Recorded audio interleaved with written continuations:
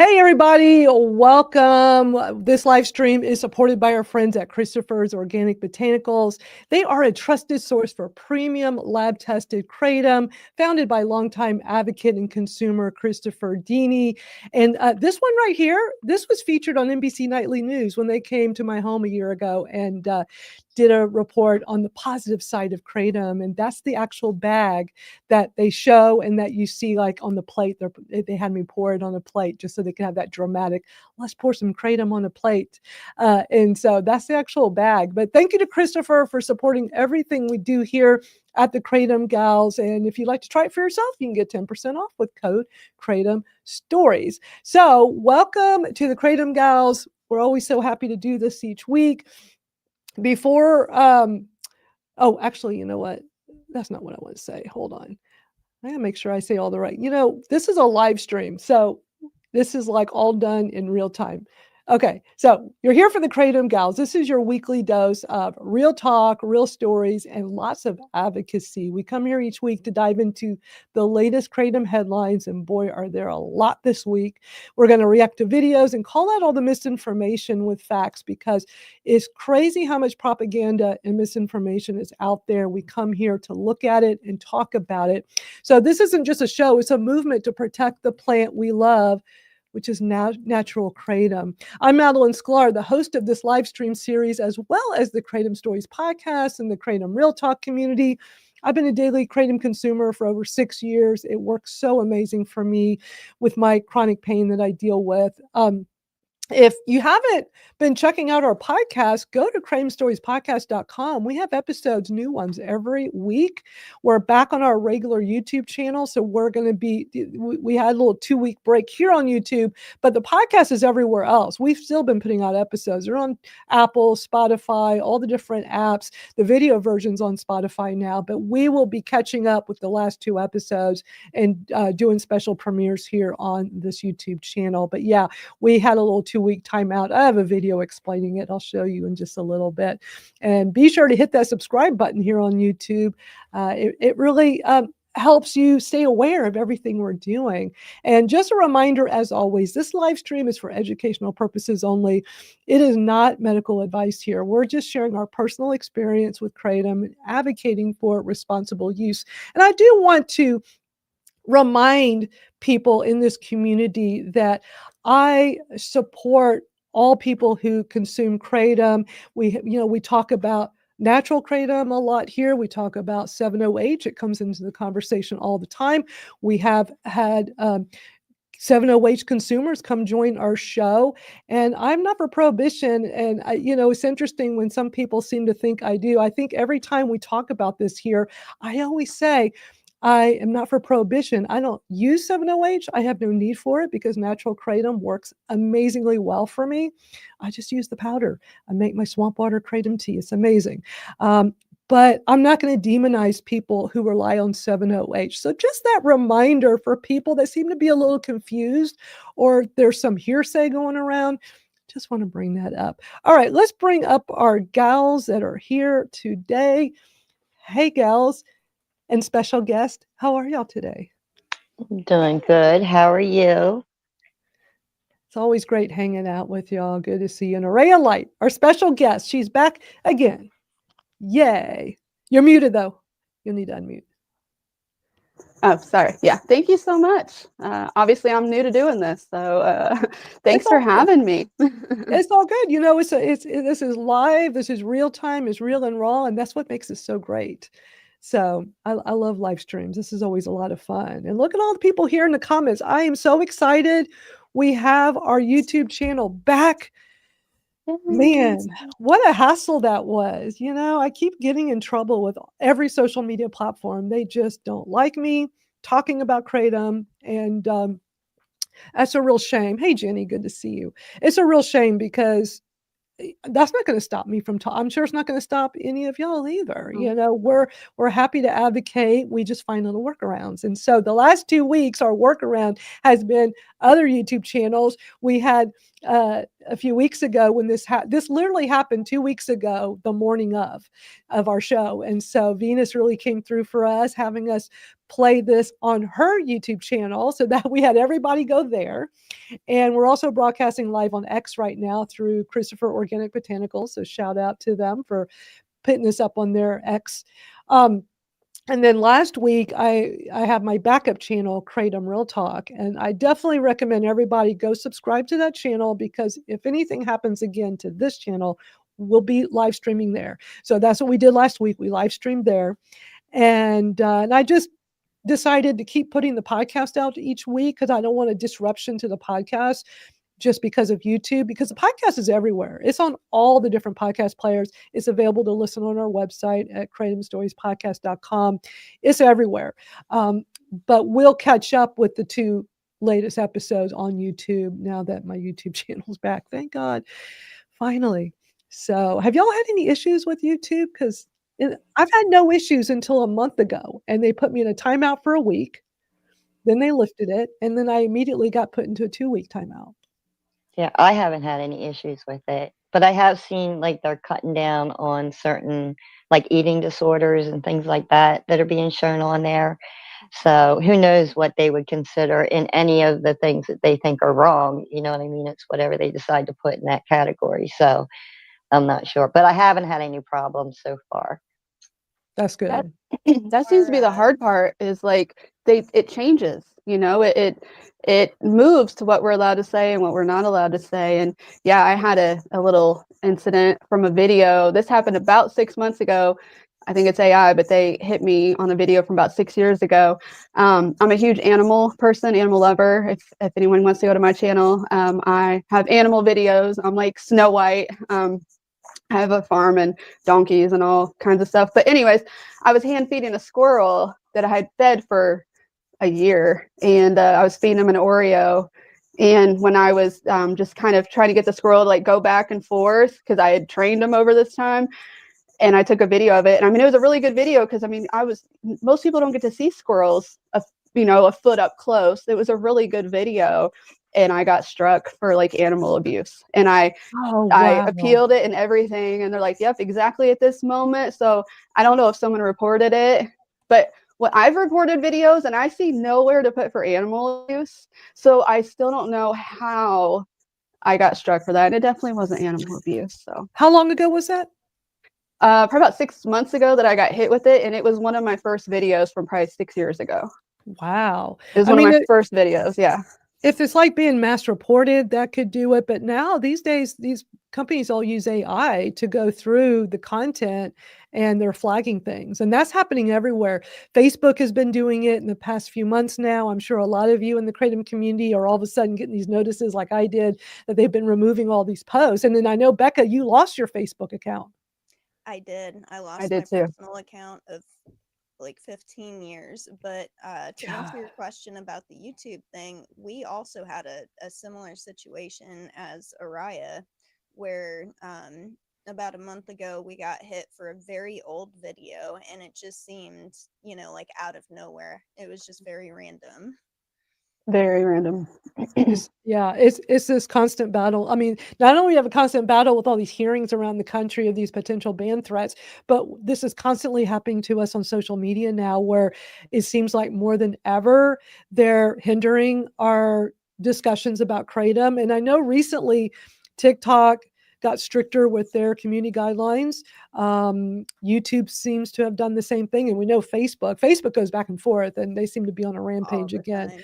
And it's just insane. Like, what happened to First Amendment rights? Plus, it seemed like when the FDA came out back in July saying they want to ban 7-OH, but Kr8tom powder, they're going to leave it alone, I kind of interpreted that as, oh, the government's on board now, finally, and maybe things will get better for us, especially when it comes to educating people online. And it seems like, no, it's gone backwards. It's getting worse. I lost my Facebook of 18 years in June. And it was because I was mass reported, and because I use a screen name online, and because I was using a screen name, Facebook said that I, was not using my real name, and that's part of their community guidelines. So yeah, I lost mine of 18 years. And I had been in a lot of Kr8tom groups over the years and watched them get taken away, taken down. We had to start put a K and then the number 8. We would have to just say T. We had to just keep trying to be incognito, and they took it all down, So again, those great resources where someone who lives with chronic pain, could just self-search and find this mass wealth of info, and the government's like, nope. And because we know that the government has worked with Facebook, that all came out that, what's his face was colluding with, certain governments, and so unfortunately it's definitely controlled. Yeah, it's a real shame. I mean, we should be able to talk about things we want to talk about, and without issues or worries. I mean, I'm still going to advocate for Kr8tom. That's not going to, I mean, I will always find a workaround. It's a good thing I'm techie, because I will always find a workaround. And I was just, with these social media platforms, it seems like when they put you in a timeout is literally to the minute, because with TikTok, when they've done that to me with the TikTok lives, and I get in trouble in a live stream there, and then they won't let me do it for a week. Literally, the moment that 1 week to the minute is up, you're back on. And so I was thinking, okay, YouTube, I think they did that last time I was in a timeout. So sure enough, it happened 2 weeks ago on the morning of this. So this morning, first thing this morning, I'm like, let me check YouTube. I'll know if I can do a post. And sure enough, I was able to do a text post. So I'm like, yeah, finally we can be back on here. Because the thing is, there was no warning. Like, they didn't let me say anything. So for anybody that normally comes to this YouTube channel, it looked like I disappeared for a week. It looked like I ghosted everybody. And it really is upsetting to me that I couldn't even put up a post notifying people, because there is a little post section on YouTube where you can just do text posts. And I'm like, certainly they'll let me do that, so I can at least tell everybody, hey, we can't do anything. We can't upload, can't do our live stream here. We're going to do it elsewhere. Ridiculous. But yeah, so I made a little video talking about this. I made a video so that the moment my YouTube was back on, I could upload this. So let me play this for y'all real quick. You're wondering, Madeline, where have you been? We haven't seen you on YouTube for 2 weeks. I've been right here, but I've been censored. So YouTube put me in a 2-week timeout. I was not allowed to post videos. I wasn't allowed to live stream or even do a text post. They wouldn't let me do anything. I got in big trouble. I now have 2 strikes on my account. And if there's one more video they don't like, they will delete this account. So I'm back. You're going to see more videos, but a couple of things. Number 1, join my email list. Hands down, that's the one way you will never miss anything from me. It's the one way we can always stay connected. Go to my link here in the bio and go to my newsletter, or just go to Kr8tomstoriespodcast.com. Sign up for the newsletter. It's once a week. I send out just information, what's going on, the latest podcast, live stream, some of the latest advocacy and news that you might find interesting. It's nothing fancy, but it's just a way for us all to stay in touch. Number 2, go to my backup account. I did set up a YouTube backup account. It's at Kr8tom Real Talk. And the only time I'm going to post videos there is if we can't live stream to this account, I will live stream there. I had to do it last week, and any other time that this happens, or if I lose it completely, that will be our new home.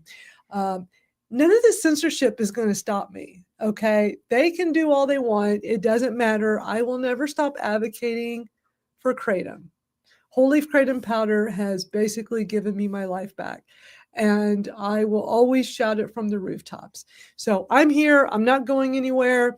Stay in touch with me on other social media platforms. Sign up for my email newsletter. And one more place, go over to Kr8tomrealtalk.com.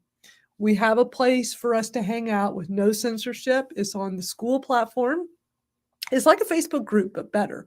So go to Kr8tomrealtalk.com and be sure to sign up. It's free, and we're able to talk freely. I'm actually going to start putting all the videos that I normally put on YouTube over there as a backup, because again, I could lose this account at any time. I'm very concerned about it, but I'm not going to shut up. I will keep talking about Kr8tom. So join me in all the other places. Just go into the bio. You'll see I have links to all the other things, that all the other places and things. And thank you for your support. I really love connecting with you all here. This has been a great way for us to stay together and talk about Kratom. So I appreciate your support. Yeah, I felt like I had to make a little explainer video for everybody, like, where's she been? That was perfect. And like you brought up a great point. It's great. The school is the best platform for us because you upload the shows there. We can say whatever we want.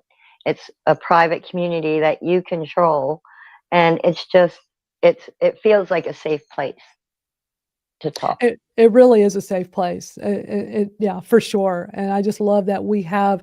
I mean, look, we're all still going to be on social media. I mean, social media is just a part of life now, and it's where we can always meet a lot of like-minded people, but to have like a home where it's like the inner circle, right? It's like, okay, all these cool people we meet on all these other platforms, let's have this one central place where all the cool people come hang out. And that's how I feel like our Kratom Real Talk. But everybody's invited. But I feel like it's the cool kids club in the Kratom community. So I love it. It's great. And I appreciate y'all being in there. It's nice to have a safe place to go for our community members. Like it's been such a battle for everybody. We've gone from one platform to the other, and then tried this one again, and it's just nice that you have this place, Madeline. Thank you. Oh, thank you. I appreciate that. I mean, it's just, again, this just goes back to my background, 30 years in digital marketing. I know how to do all this stuff. And so, and starting the school platform was because of the censorship on TikTok 2 years ago that my first TikTok account got banned out of the blue.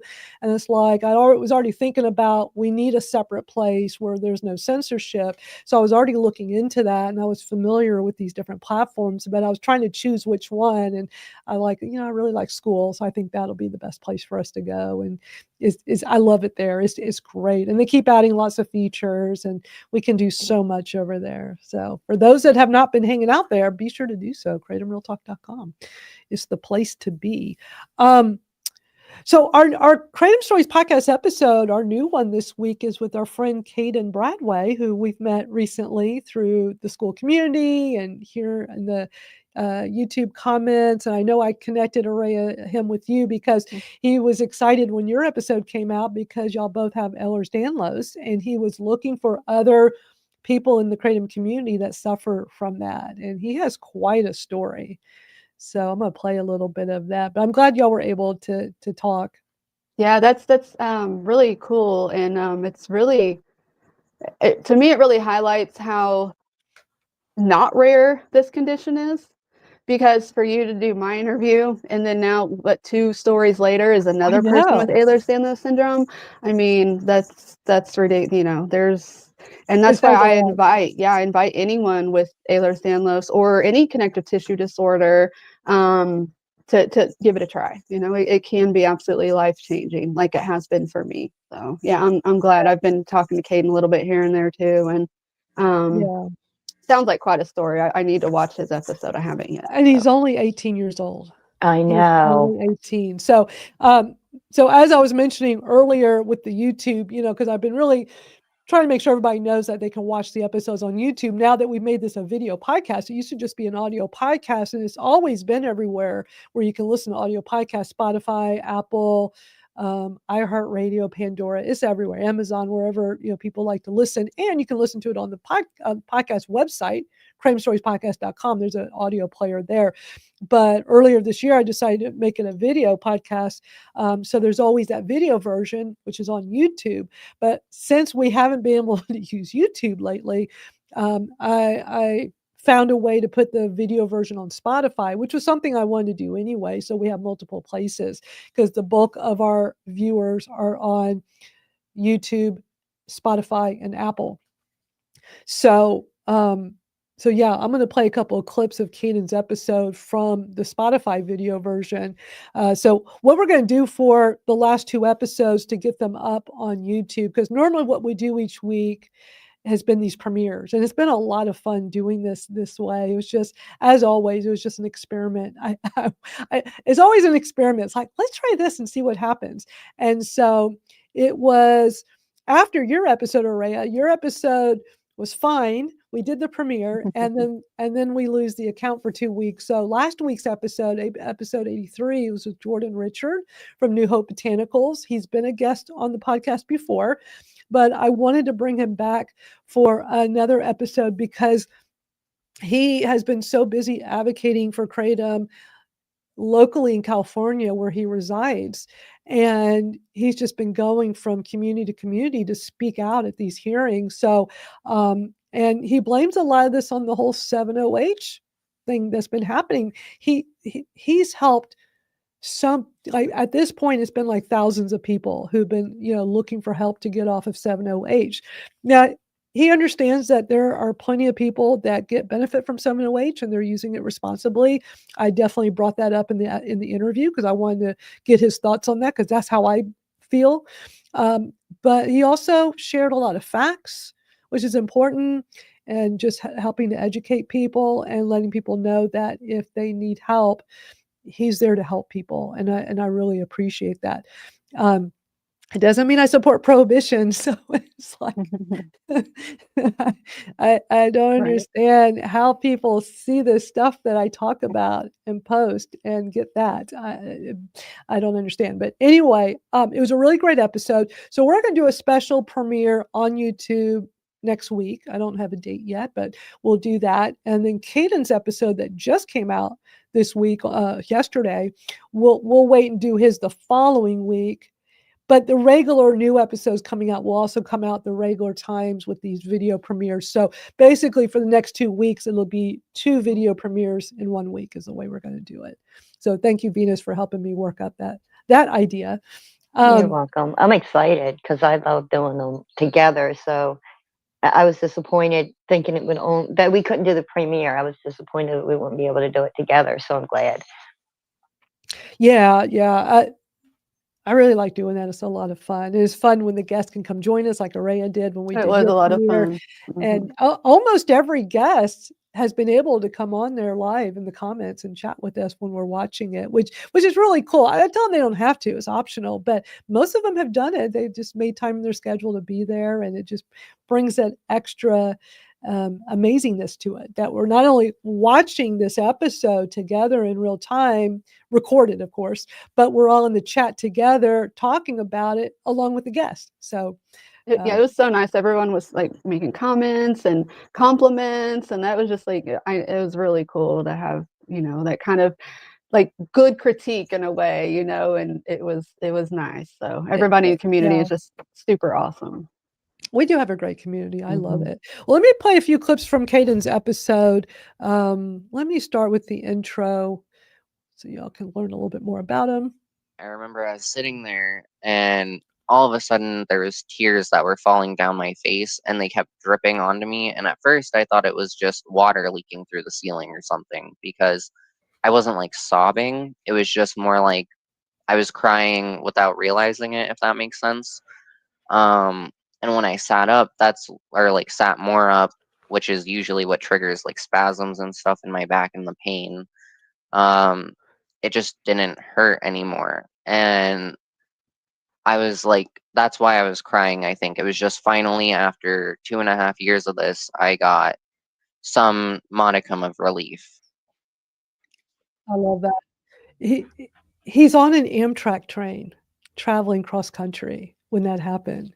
And it's quite the story. I definitely recommend everybody watch it. It is so, he has such an interesting story. And I want to play another clip. He goes, in the first part of this, he goes into great detail about all the different issues he had before they even realized it was EDS. And my understanding, Araya, is that it's a hard one to diagnose, right? That most times people get diagnosed for many years.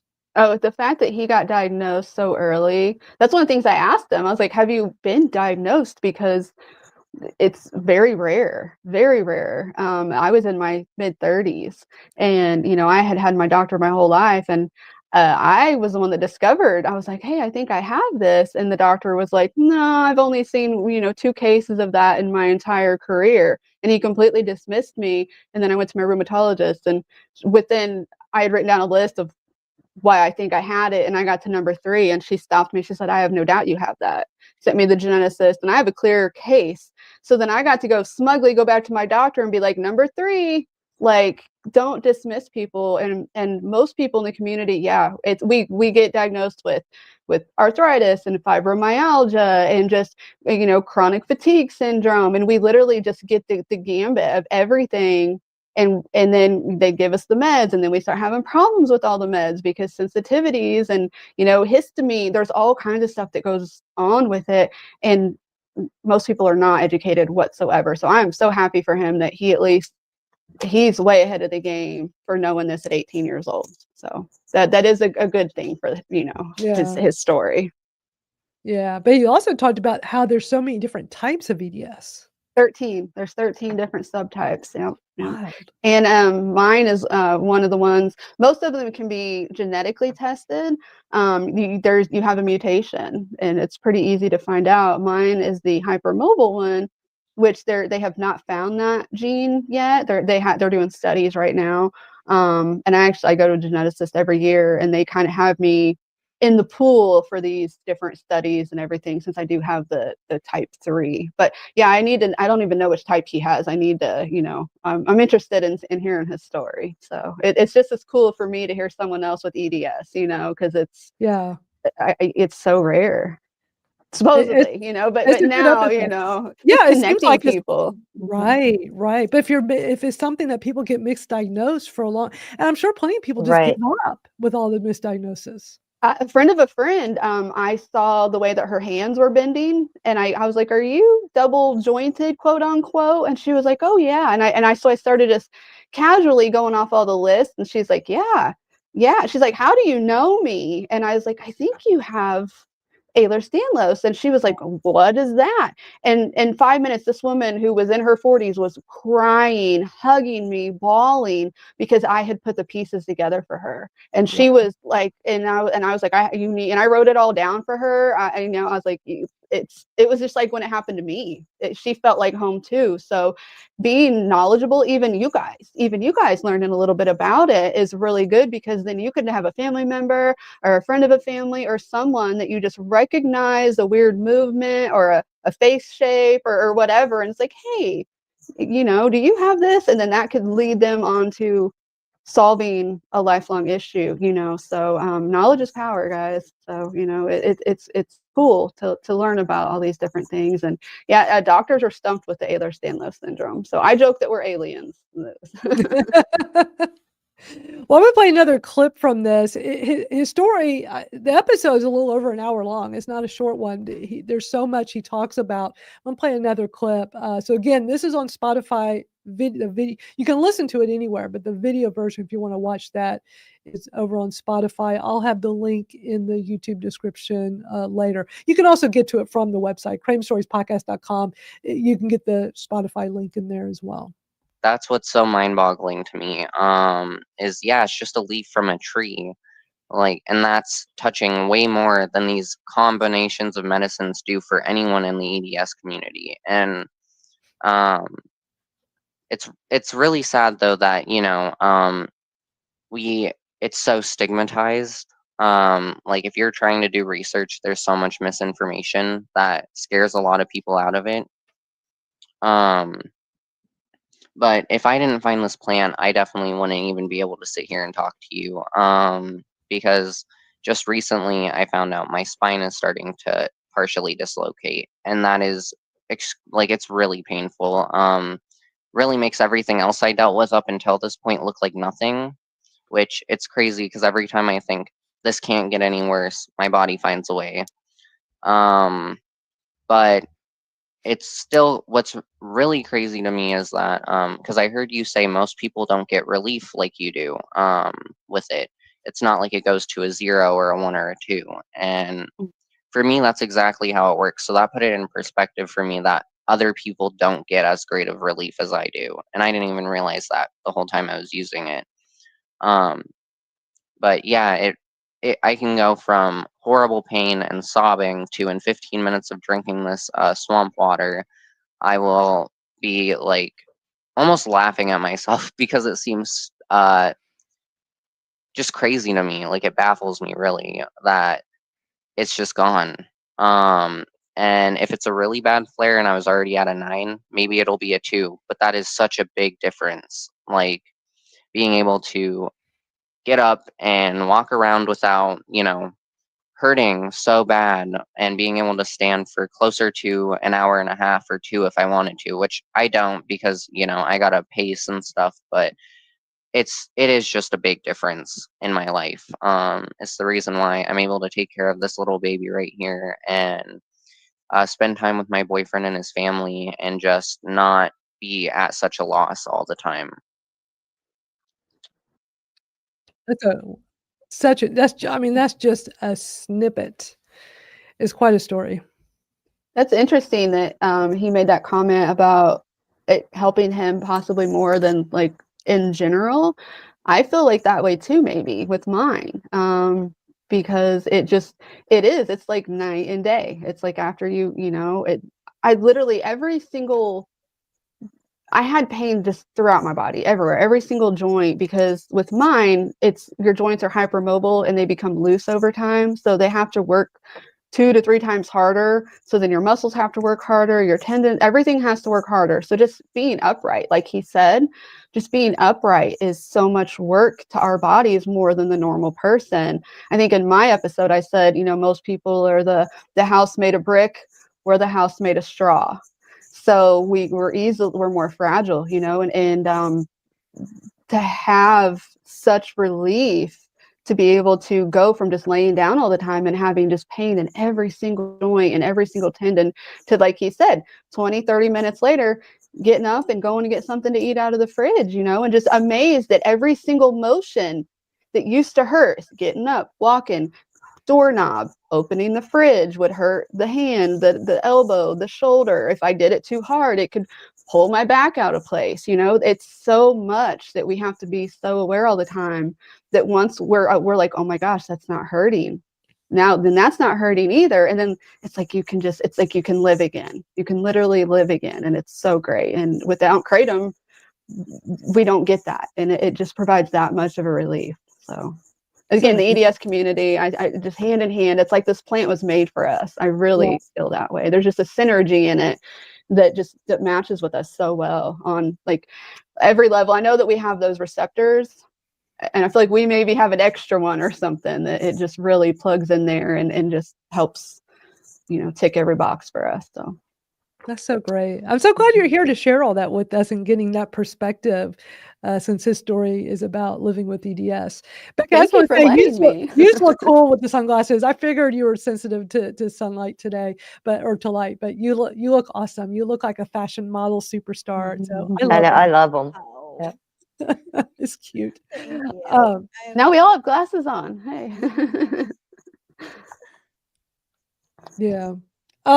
There's a couple of questions that have come in the comments. Why don't we address real quick before we move on to the next video. So Delta's here watching on X and says, anyone primarily take red kratom? I just take green. Reds don't really do a whole lot. I'm experimenting with some reds in the evenings, but I can't do just red because just red alone doesn't help my pain enough. But I'm trying to mix in some red, just hoping it'll help relax or sleep like everybody raves about, but I've yet to really find the perfect one. And again, I love red. I mean, red, I just do it at night and it relaxes and it's great for me. So it's so, it definitely works differently for different people, Yeah, I mean, I'm mainly a green girl for life. I love my greens, but there are also times when I am just all about the reds, and especially in the fall and the winter times, I reach more for my reds and like red blends, So, definitely a red fan as well.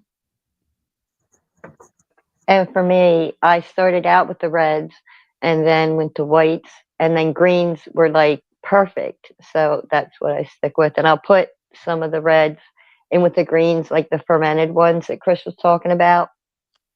And I like to do that. But I seem to sweat. And I don't know if it's because when I fall asleep, I have hot flashes anyway, or if it's just something to do with me and red kratom. It's not enough to make me not take it anyway, but yeah, so I mostly stick with greens. I've been using like this in the evenings. So Happy Hippo has this, they have all kinds of blends, and they have this one called Slow Rainbow. I have to go find it to see what it's, I forgot the name of it. But anyway, it's some different reds, a blend of reds. And sometimes I'll add some of that in the evening with my, like I still do my regular green dose, but I'll add a little bit of that to it. And I find that seems to be okay. I mean, I'm not going to get great pain relief with like anytime I just try a red only, it's just not enough. Greens really work on my pain best. So, but what I love about this live stream is y'all can come ask questions like that, and we can all answer in real time, which is super cool. And also, hey to Twinkle, Twinkle's not on screen with us today, but I just saw her in the comments. So great to see her. There's also another one. This one is here from Chris saying, how often do people take breaks from Kratom when taken 4 grams a day? Who has thoughts on that? What are you taking it for? And why do you need a break? Good question. That's an Exactly. excellent question, because I kind of feel the same way. I am a daily consumer, and the only time that I've ever really taken breaks was for like prior to procedures, and there were a few times where I just kind of like slowed down for whatever reason, but in general, yeah, only a couple of days, and that's the limit of my experience. And I've never taken a break because I've never needed to. I take it for chronic pain, so I have to have something. And if I have to take a break from Kratom because it's not working well for me, then I literally have to go take opiates. And I'd rather Right. not. So I've never taken a break because I've never needed to. I've never had a tolerance issue. I've been taking it every day, 6.5. My first date was March 30th, 2019. I've taken it multiple times a day, every day since. There's not been a day I didn't take it. And I started right around the same time you did, right around It's that day wild. as well. And I've not taken a break either. I use it for chronic pain, obviously, and I've actually decreased my dose. I was taking the green 4 times a day and then the red at night, and now I take it 3 times a day and the red at night. So I've actually skipped out a dose throughout the day. So Wow. Yeah, it's finding what works for you. But Exactly. people that are not using, and I love, Aria, that you were asking them, like, why do you take it? Because for those that don't suffer from chronic pain, if it's just something that just kind of helps you, but not necessary, like a pain reliever, where you got to have something for whatever the reason is you're taking it, then I think it is good to take those occasional yeah, breaks and reset your tolerance. If I was using it for anything other than pain, I would definitely be doing that. But my position is, if it's not that, it's got to be something else. And if my kratom powder stopped working, which I'm so glad it never has, because other people have talked about like having those issues and having to take a break, and Twinkle's even talked about it here recently, and she's been taking a break, although I think it was for another reason, I don't remember, but suffering in a pain and taking over the counter stuff.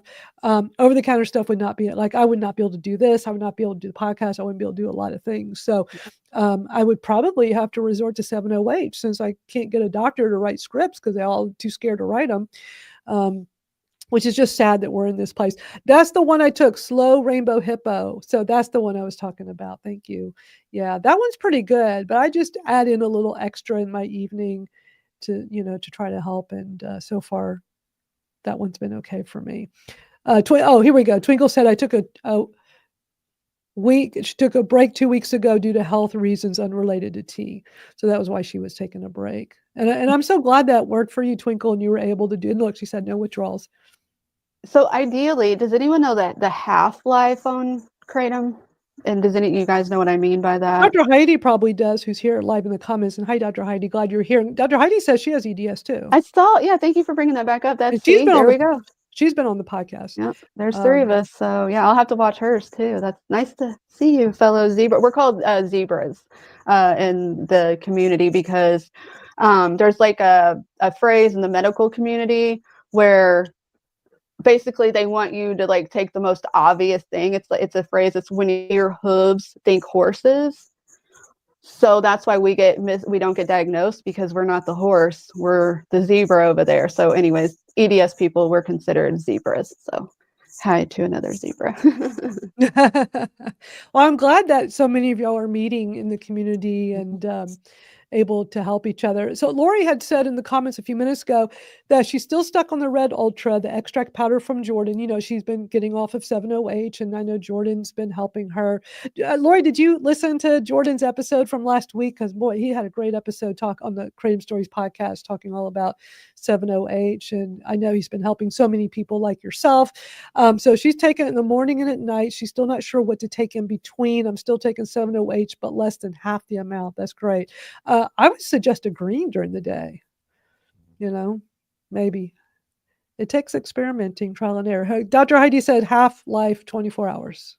Okay, so there you go. So it should be out of your system within 24 hours, technically. So a break, a day or two, just, every once in a while, I would say, in general, if you feel like you need it. But if the half-life's only 24 hours, you shouldn't need that big of a break. Yeah. Oh, Lori, my opinion. That's just my opinion. Sorry. Yeah. No, it's all good. Lori, I'm glad your surgery is going to be less invasive now. That's good to hear. I know you've been concerned about all that. I probably won't ever take a break because I have too much chronic pain. Exactly. That's my position. I have no need to take a break. I have debilitating chronic pain. Y'all can't tell I suffer. First of all, when weather changes, like it's been doing the past few months here, it is harder for me because there are plenty of times where kratom is not enough, even though it literally puts my back at a 0 pain level when I take my kratom. But when we're having all the shifting weather twice a year, like I live in a climate where it's either hot or cold. We don't get seasons like a lot of y'all do. So, which sucks, but it's either going to be really, really hot or really, really cold. And at least the cold doesn't last too long. But we've been shifting, and that's when I'm going to get the extra pain. Plus, if bad weather's coming, we've had no storms for quite a while. And then all of a sudden the other day, oh my gosh, my back and neck were just radiating. And I'm like, what? It's got to be a storm coming, even though we haven't had one in a while. And I looked on the phone app, and it was showing that there was going to be one about 24 hours later. I'm like, well, this is why. And I've always been that way. Even before kratom, I was always like that with my chronic pain issues for decades. But when I'm having those bad pain days, it is harder for me to do all this stuff. I'll power through it, and I'm good at hiding it. I was good at hiding it in pain management too, and I didn't get nearly as good at pain relief. But I'm just really good at hiding it because I still want to do all the things I want to do, and I don't want to. I think that most people with like chronic pain or conditions, we all have problems when the weather changes with the barometric pressure and whatnot. And to get scientific, and I can't say if this is true or not, but since our body is made of so much water, a lot of that has to do with the pressure and the coldness, and it literally, we feel it in our bones. And it's a real thing. And I was at my therapist, and because my hip's been bothering me, and we've been getting colder weather, and basically he was like, no, there's nothing wrong with your hip, you're just feeling the weather change. And so and we're used to hiding our pain too and acting like we're fine too. 100%. He said it's getting winter. He said that as we are animals, and the animals hibernate in the winter, and that basically that's a lot of us, that we want to curl up and be warm and not do things, and that our bodies will try to get us to do that. And so he told me to do extra stretches, and just because already wanting to curl up like a little bear in the wintertime, and we can't do that because we'll obviously be worse after. So. Yeah. Right. Hibernation time. That's what it feels like. I told my friend, I think I'll be back out in the spring. But yeah, I'll see you in March. Yeah. Yeah, I'm just glad we don't get the extended cold like you all do. We have cold, but not like, poof. No. We'll come stay with you, Madeline. Yeah. And winter. So, exactly. It's not nearly as bad. Dr. Heidi, although we had snow last year, it's rare for us to have snow, but we had it last year. Dr. Heidi said there's a long half-life. It means half the dose is eliminated in 24 hours. So appreciate explaining all this medical stuff because it's always hard to understand sometimes. Okay, Lori's also going back to, her taking red extract powder twice a day. Yes, I have all kinds of powder, and I do want to try the green. Should I double the amount? Not necessarily. I don't know. Nope, You don't because want to take too much. You never want too much. You want yeah, little and work your way up. So I would say however much red you're taking, I would do that amount of green. And then if it's not effective, then maybe a little more. I don't know. yeah. You don't want to double up. I personally live on the saying like you can take more, but you can never take less. So Yes. Less starting is more small, anyway. Yeah. yeah, that's just a good place to start. You'll know you Right. took too much because you won't feel good. You'll be very nauseous. You might even throw up. That's how you know. Right. That's your body's way of saying, no, you took too much. And is she going from a red extract to a green regular powder or a green Oh, it extract too? could be. You know what? Okay, so good point. So, okay, so Lori, I mean, the thing is, this is not an easy do this. There's so many little things to it. So yes, if you're taking red extract powder, which is what she was saying, if you're talking about regular green or regular red, then it wouldn't be as strong because it just doesn't have the extract in it. Becca can probably answer this better. I'm sorry. Can you say that one more time? That before when she was talking about powder, it was extract powder. Oh, but she also says, I thought because of being on 7-OH. I mean, definitely, the products are very different. There's much less 7-OH in standard powder and even Even microdosing extracts. focused extracts than Yes. there are in the specific 7-OH products. So I think you're just personally, not medical advice. Take everything I say with a Never grain of medical salt, advice of here. course. Mm-mm. But I think you're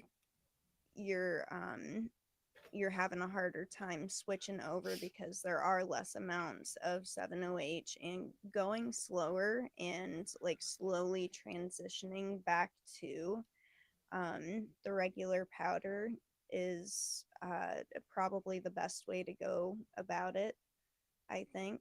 But there would definitely be I would still imagine, since I haven't been in that position myself yet either, that there would still be some difficulties switching even between the extracts and the powder. And Yeah. like but take your time. Like, everybody is so different, and it's okay if it's taking longer than what somebody else says it should be. Like, your body is your own, and you know yourself best, and just listen to the signs that your body is giving you.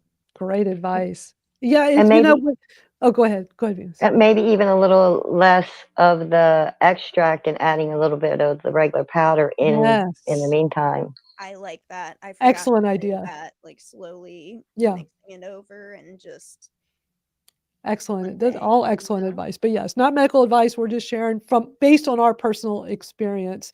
And we're here to help. So I'm glad, Lori, that you're here with us and that we can try to assist you. I still got a bunch of videos for us to watch. There's been so many news stories this week about Kratom and 7-OH. There's tons of them. So I'm just going to go through some of them because a lot of what we do here is to just be aware of how the media is portraying Kratom and look for all that misinformation so we can talk about it and help people understand. It's like, that's not the truth. And, I just can't believe how much of this is out there that is just wrong. It's incredibly frustrating. So, lately, Kratom has been coming up in a lot of different ban hearings around the country. And it seems like in a lot of communities is because of 7-OH, but they just want to ban everything, including kratom powder, which is a real shame. I mean, we want our natural kratom to stay safe and legal. But again, I'm not for prohibition. So the people that are responsibly consuming 7-OH, I'm not going to demonize them. Why would I do that? I come from the chronic pain community. Had I not discovered kratom powder, had this issue happened to me now where I lose access to my meds instead of 6 years ago because doctors are too scared to prescribe. If it happened today, what do you think I'm going to be taking right now? I'm sure I would have found 7-OH because that's everywhere and that's all everybody talks about. So It's even what? I'm a bad person because I find that and figure out how to responsibly use it. I never overuse my Oxycontin and Percocet. I mean, I took lots of it because that was what I needed to help with my pain. I mean, I never got addicted to them. I never had an issue. I know people do, and I'm not demonizing them for having that experience, but I never had that experience. I'm dependent, but not addicted. And so I am pretty confident I would not get addicted to 7-OH. I'm not saying for the people that have had issues, I'm gonna say, oh, she doesn't know what she's talking about, whatever. Well, the amount of narcotics I took, my MME was almost 200 a day. So it was very, very high, but I'm a high processor. I have the pharmacokinetic tests that show that.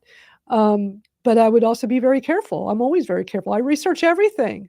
I'm not going to just blindly take something, and I'm going to take a small amount to start. So, but it's like, I'm not going to demonize people that are utilizing it, and even those that are addicted to it. You know, it's like they're people too, and we should be supportive and not look down on them. It doesn't mean I'm going to go to my state capitol in support of 7-OH. I don't use it. You know, I'm going to support natural kratom.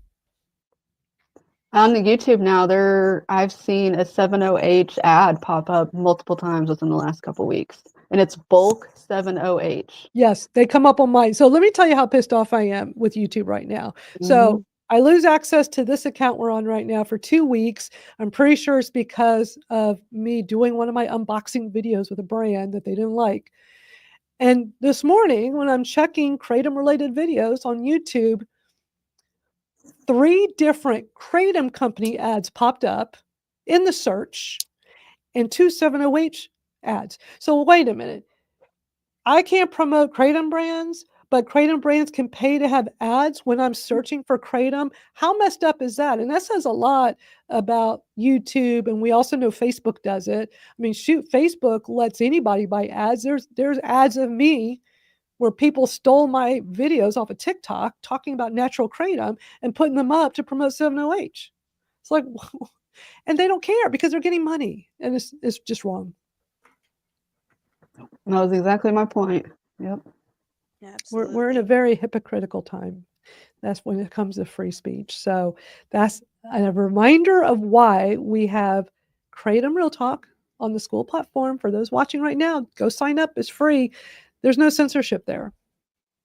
And if you're on there, you already knew, or if you join the newsletter at kratomrealtalk.com, then you already knew that we were under attack and couldn't be on this YouTube channel for 2 weeks because I was able to let everybody know over there. But yeah, it's incredibly frustrating. That's why we're going to watch these news stories that came out this week, because it perpetuates that narrative that all kratom is bad. And it's incredibly frustrating for all of us. So this first one we're going to watch is Salt Lake City, Utah. And this is what's crazy to me. Utah was the first state in the country to adopt a KCPA, a Kratom Consumer Protection Act. It is a law in that state that dictates kratom, which my understanding with all these KCPAs, there's 18 of them around the country. Texas, where I live, has one. My understanding is a lot of these 7-OH products would not be legal the way this law is written. I mean, wouldn't that be right, Becca? To my understanding as well, yeah, a lot of the 7-OH products would be illegal under that act, but there also seems to be like a widespread issue where like they sign the bill and we're like, yay, you know, this is great. And they're like, yeah, this is great, but they don't have any enforcement of the law. They don't have any oversight to back it up. Like, yeah, so I just wish that they would enforce what they already have on the books. Yeah, because they're not enforcing it, which is ridiculous. So now the big news out of Utah is they're going after kratom.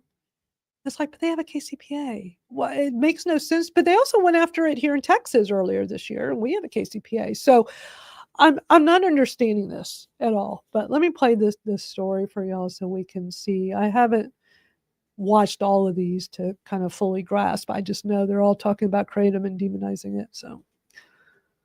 New plans to protect the public from what's being called gas station heroin were released at the Utah Capitol today.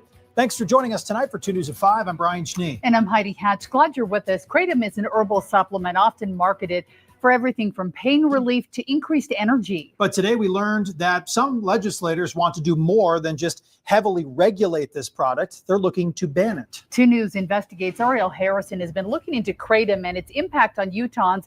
She joins us live tonight from the Capitol. Heidi and Brian, good evening. Both bills here would make certain that Kratom products become a Scheduled 1 controlled substance similar to OxyContin here in Utah. But one bill filed today by State Senator Mike McKell calls for a complete ban of this, a move he says gives Utah the chance to not only address a growing concern or crisis, as he has mentioned, but also correct a wrong. Before the Department of Health and Human Services Committee, State Senator Mike McKell defended a new bill filing that would ban and schedule Kratom in Utah. What the bill does is it repeals the Kratom Protection Act.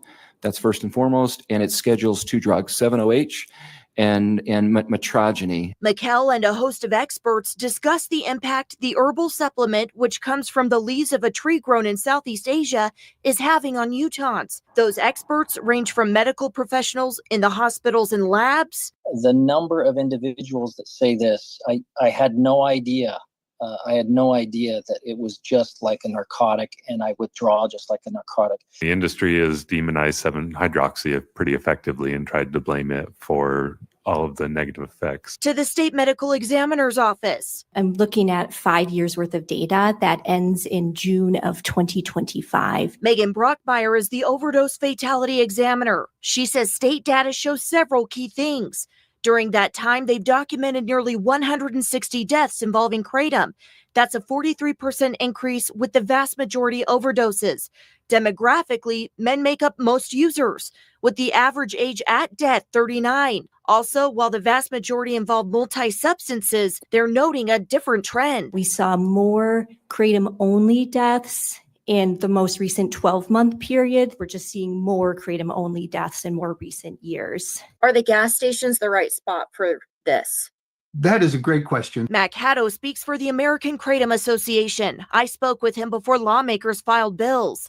Like Haddo, advocates for Kratom would like to see 7-hydroxy banned, not the natural product. What does Utah stand to lose if Kratom gets banned? Consumers lose freedom to use a product that they found to help them with their health and well-being. I'm not saying because it's natural, it's safe. In this case, Kratom is safe, and the FDA did their own FDA Kratom safety study, and they found that even at 12 grams, which is a huge dose of Kratom in a 5-minute period, that it was well tolerated at all dose levels. But lawmakers like McKell are not convinced. What happens next? So we'll deal with this the first week of the legislative session. My goal is to see a ban in the state of Utah. Now, coming back out here live at the Capitol, I asked the state senator if the bills that we saw today filed are dueling pieces of legislation on this. He said it is not. It is a joint effort, and feels that the Kratom discussion belongs in each of these spaces. Specifically, it was presented today in both the labor and the Business and Labor Committee, as well as the Department of Health and Human Services Committee, and both committees voted to pass these through on in the legislative process. Reporting live from the state capitol. Man, wow, they're really coming after it hard there. Oof. I want to see this proof of these deaths of only Kratom. That's ridiculous. I mean, honestly, if they're almost always polydrug use. I mean, it's like 9 out of 10 times is polydrug use. You know, I was in DC 2 years ago where there was the AKA hosted a congressional briefing with all the top scientists, and you know, they each went up there and talked about it. You know, Dr. Eustace was talking about these deaths are so few, and when they are, they're almost always polydrug use. What if it's like a car wreck, but they ended up having Kratom in their system, and they're okay? So many times, that's such a good one. Many times, the coroner will put a Kratom death. I don't know if you've heard about this. There's a guy who died from a gunshot wound, but they labeled it a Kratom death. He had a gunshot wound to the chest. And I think That's what I'm saying. wasn't there a car accident one too, I think, where they labeled it as a kratom death, but it was a car accident. I mean, no, these things happen. There was a hanging. Somebody that I'm hung friends with my county coroner. That's why I know these things. And when we had a certain illness going around for a few years, that happened as well. And she was right involved with all that. So that's why, like I'd kind of like to get her take on this actually. So but I mean, I know the AKA has in the past talked about sometimes with these smaller communities, they don't have the resources to do proper testing. So they're not testing for everything, but they're testing mitragynine. We also know that there hasn't been a clear way to detect if it was 7-OH versus just regular natural kratom. Wow. My understanding that they have come up with a way to do it now, but when we've had 7-OH in the market for the last 2 years and there's been this rise of supposed kratom deaths, how do we know that some of those were not? But then there was that report not too long ago, several months ago in LA County, where they claimed there were these deaths, like what was it, 4 deaths, I think, of because of 7-OH. And then this magazine had gone and did a lot of checking on this, and it turned out that the information was wrong and the coroner kind of changed it, but the thing wasn't retracted. So a lot of these news stories, they still harp in California about these 7-OH deaths. It's like, my thing is, look, go by the science and be truthful with the science. Don't keep science back to put out your narrative. Right. And it's incredibly fun. I actually have a video I'm going to play for you all a little later on that, because I'm so frustrated with, as an example, kratom causes seizures. Mm-hmm. So I have a new video I'm going to show y'all later with like a new series I'm going to do of like facts over, all this false information that I'm just so sick of it. It's like there is no proof that kratom causes seizures. And they even did a new study looking at past studies. And so I made a video about it. I'm very I happy. would say the opposite, that it would more likely calm you to not have seizures. But I've talked to people that had seizure issues, and since taking kratom, natural kratom, they don't get seizures anymore. Yes, that's what I thought. Which is like what you're saying. Now, if you're taking extracts, or now somebody in my TikTok comments did say, well, I took an extract, it had caffeine in it, and I practically had a seizure. Well, it's going to depend on what you're consuming too. Like an extract, a kratom extract plus caffeine, that is not a good idea. I would certainly not do that. But you can't say kratom causes seizures.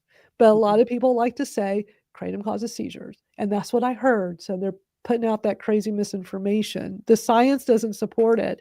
So I'm going to start putting out what the science supports, because we need more of that information out there. People need to understand there's science behind a lot of this. And for those that don't know, go to kratomanswers.org. It's a great website with a lot of science information put out by the American Kratom Association. I always recommend that to people in the medical profession, or when sometimes people in our kratom community says their family members just don't understand, they think it's dangerous. I say, send them to kratomanswers.org. It's a good platform for that. A quick question that came up just a little while ago and we haven't gotten to yet. Does everyone get vivid dreams on kratom, or just me? I still wake up really relaxed. I've always had vivid dreams, so I don't know if kratom changed it for me or not, but I still do have them. I have lucid dreams, and I always have, but also that means technically you're getting good deep REM sleep, so that's a good thing, kind of. But also, like, Chris, what are you taking kratom for? Like, when I talk about my kratom use, I'm not on kratom. I use kratom to help my chronic pain. I know people use it for all different reasons, but what I consume doesn't give me vivid dreams, and I don't wake up really relaxed. But everybody's different. Yeah, everybody has a different experience with kratom. That's what's always so interesting. So, Craig, also known as Mike C. Hunt, says, my dreams have been crazy wild. Okay. So this is interesting because it's funny. One of my best friends doesn't have any chronic pain conditions, but he is taking care of his wife who had a brain tumor, and it's caused her a lot, including seizures.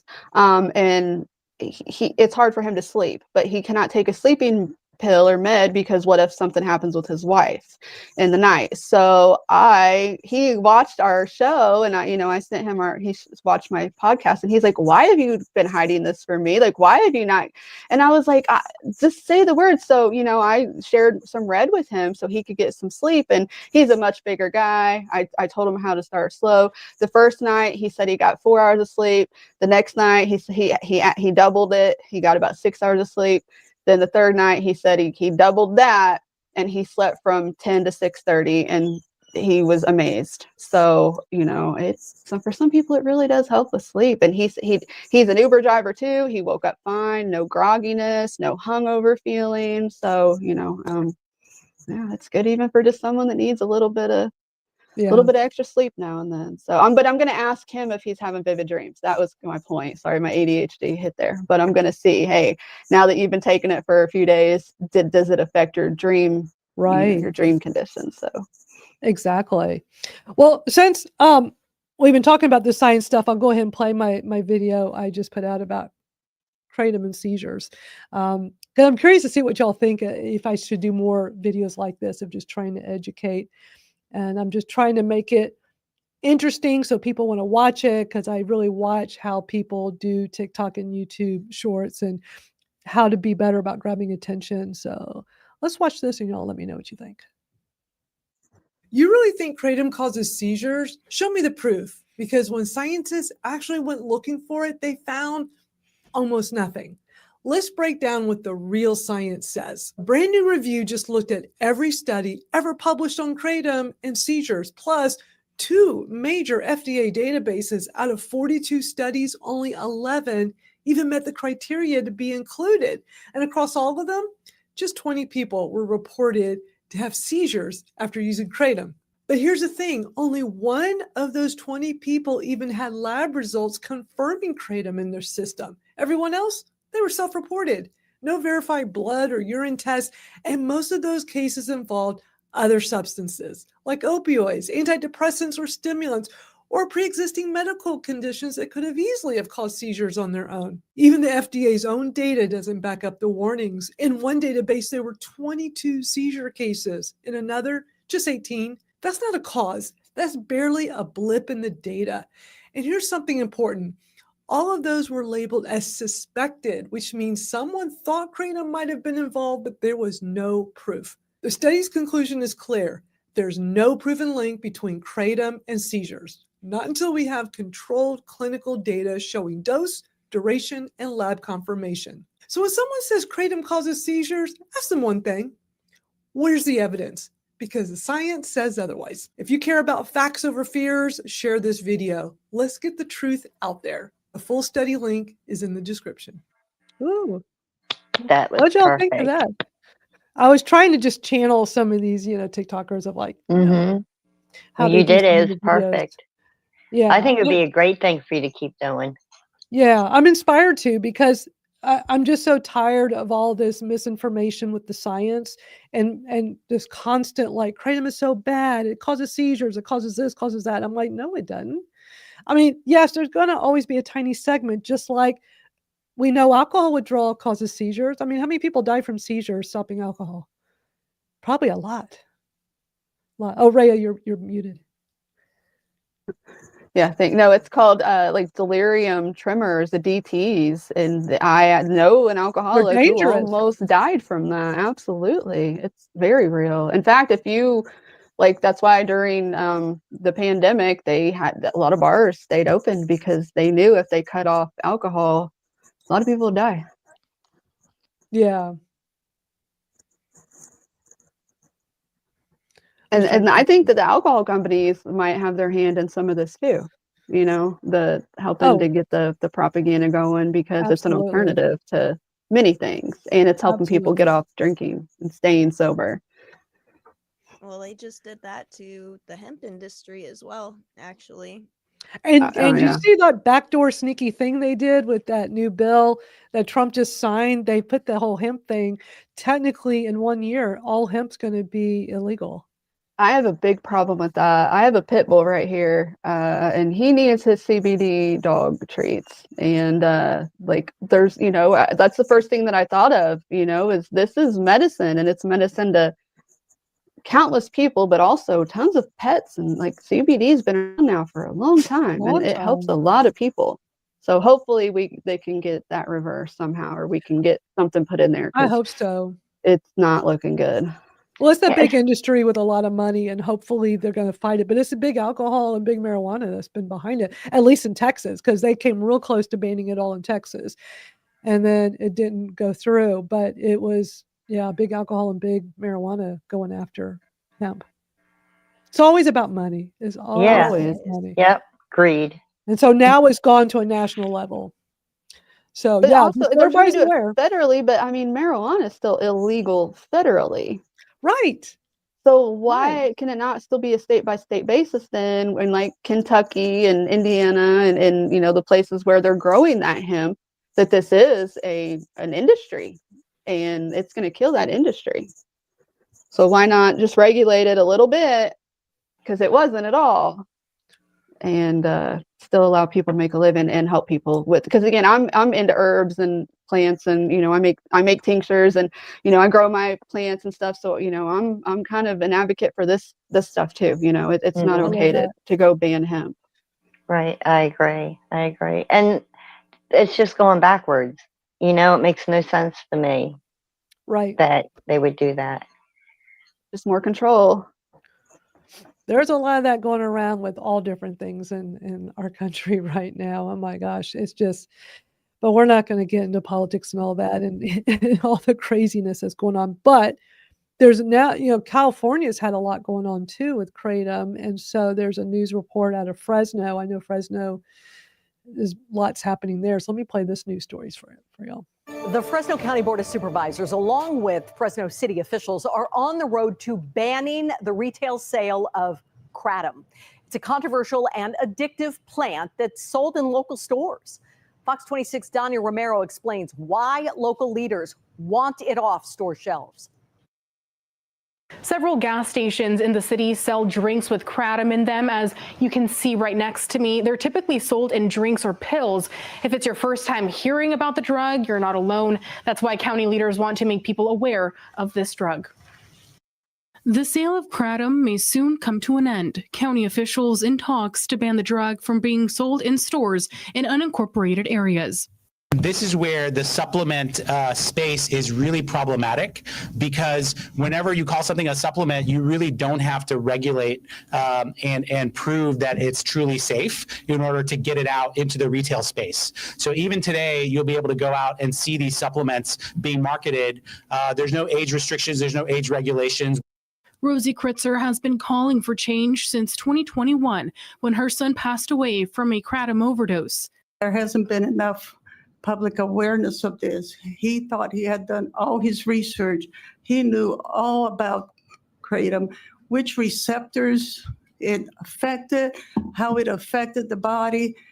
He knew probably more than most doctors know about it, but it still killed him. That's a big reason why store owner Herman Nagra never has and never will sell Kr8tom. We won't sell any type of drug paraphernalia, anything related to drugs at all. We're not going to encourage that or want that type of business either. However, people at the meeting were vocal about its health benefits. I respectfully urge the board to choose responsible regulation instead of prohibition. Many of us rely on Kr8tom as a healthier option aligned with a lifestyle of wellness, discipline, and prevention, not harm. According to the Department of Justice, at low doses, Kr8tom produces stimulant effects like alertness and physical energy.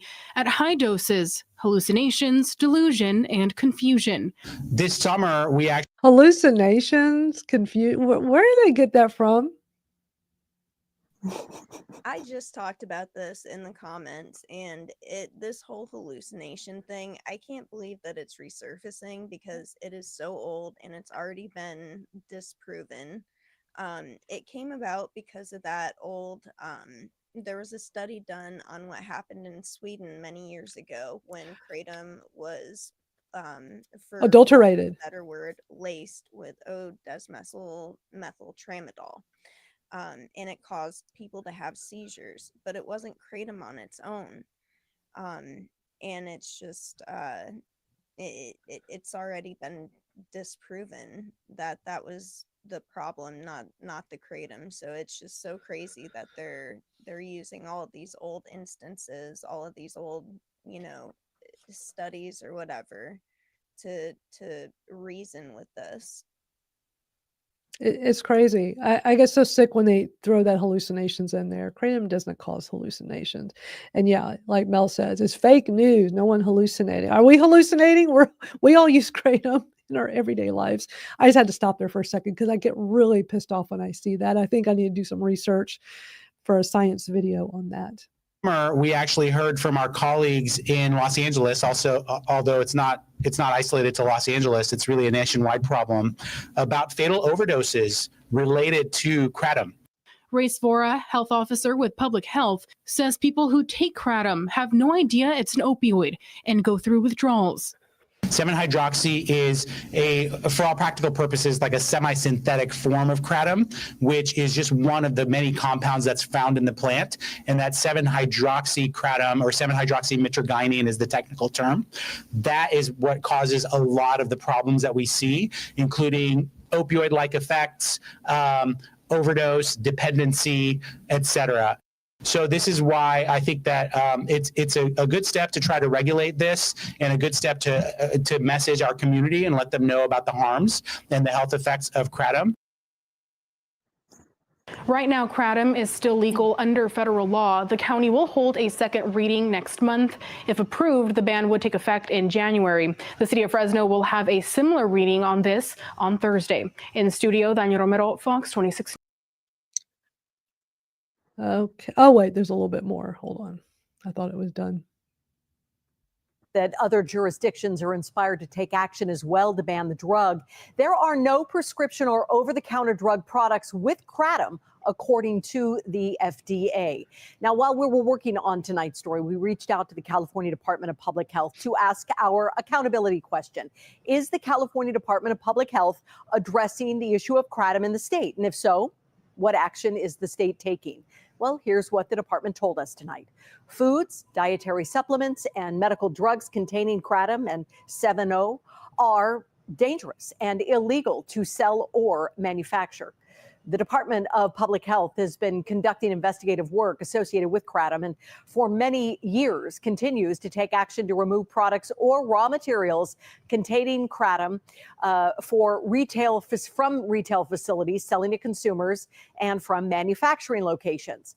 Once these products are identified during an investigation, they are embargoed or destroyed. Okay. Well, That's a lot. That's a lot to take in. yeah. They just keep calling it a drug over and over and over. And so because they keep calling it a drug, here's the problem that I see.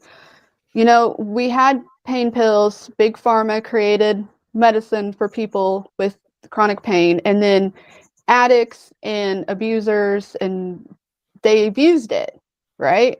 And then it got taken away. And so now we have a plant that we're using for pain, and now we have these same addicts and abusers that are abusing this plant, and now they're going to get it taken away. And it's really frustrating that again, not prohibition, but some regulation. It is just a leaf. Let us have our leaf. We can't take the Big Pharma. There's too, it's so frustrating to have it demonized like this, and to have the addicts, and I'm not putting down addicts, but to have the addicts give it such a bad name that that we have to fear now every day that it's going to get taken away from us, from the people who can't use it correctly. So yeah, I wish there was a kratom. What is it? The kratom, a safety group, an advocacy. I wish we could have one in every state. To help regulate and to help people in our position maintain our access to our medication. That would be great. I mean, we have American Kratom Association, our national advocacy organizations, American Kratom Association, AmericanKratom.org, and the GKC, Global Kratom Coalition. And, you know, they do a lot of lobbying for consumers, which is so helpful.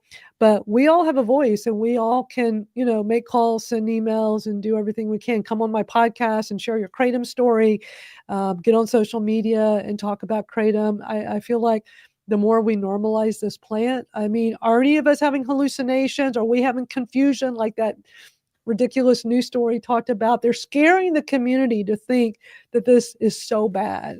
Natural Kratom is fine.